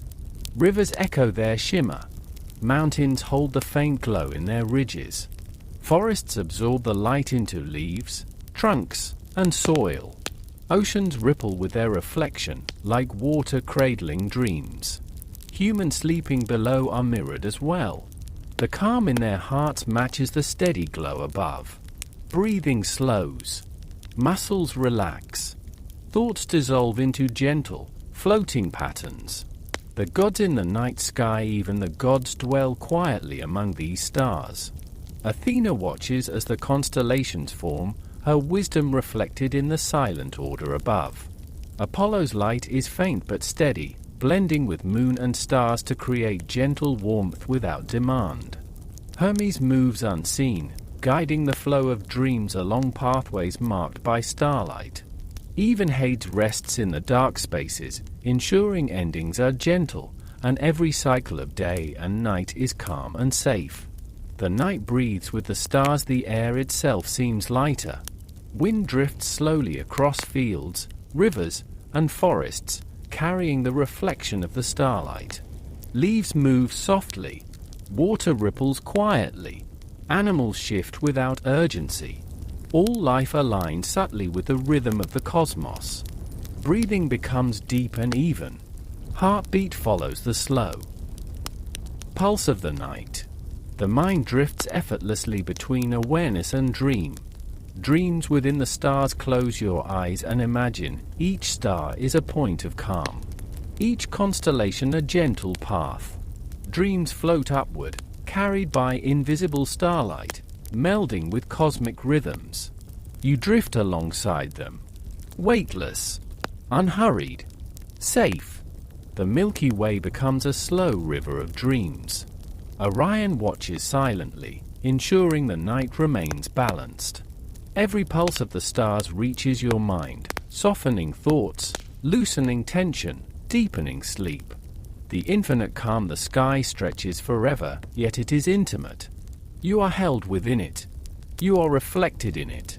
You are part of the slow, eternal rhythm of night. Time loses meaning. Minutes and hours dissolve. Every heartbeat, every breath, every subtle movement becomes part of the night itself. Even worries, plans, and memories flow gently into the vastness, absorbed into infinite calm. The lesson of the night sky the stars teach: presence matters more than action. Light can be quiet and still. Infinite vastness can be safe. Rest is a gift, not a delay. Sleep becomes the natural response. The mind yields. The body follows. The soul aligns. The final embrace of night, the stars return fully, the Milky Way flows endlessly, and the constellations trace their slow, eternal paths. Every element of night, the forests, rivers, mountains, ocean, winds, fires, and creatures, moves in harmony with the stars. Everything rests. Everything is held. Everything is safe. You are part of this harmony. You are carried gently. You are free. You are calm. As the story slowly fades, and the world of gods and dreams grows quiet, know that you are safe, resting, and deeply at peace. Thank you for sharing this moment, for allowing these ancient whispers to guide you, and for giving yourself the gift of rest tonight. If these stories bring you calm, if they help your mind soften, and your thoughts slow, you are always welcome to return. By subscribing to this channel, you allow these peaceful journeys to find you again, night after night, whenever you need rest, comfort, or quiet companionship. Your presence here means more than words can say, and your support helps these stories continue, growing gently, like stars returning to the night sky. Now, there is nothing more you need to do, nowhere you need to go. Just breathe softly, sink deeper, and let sleep carry you onward. Good night, and may peaceful dreams walk beside you.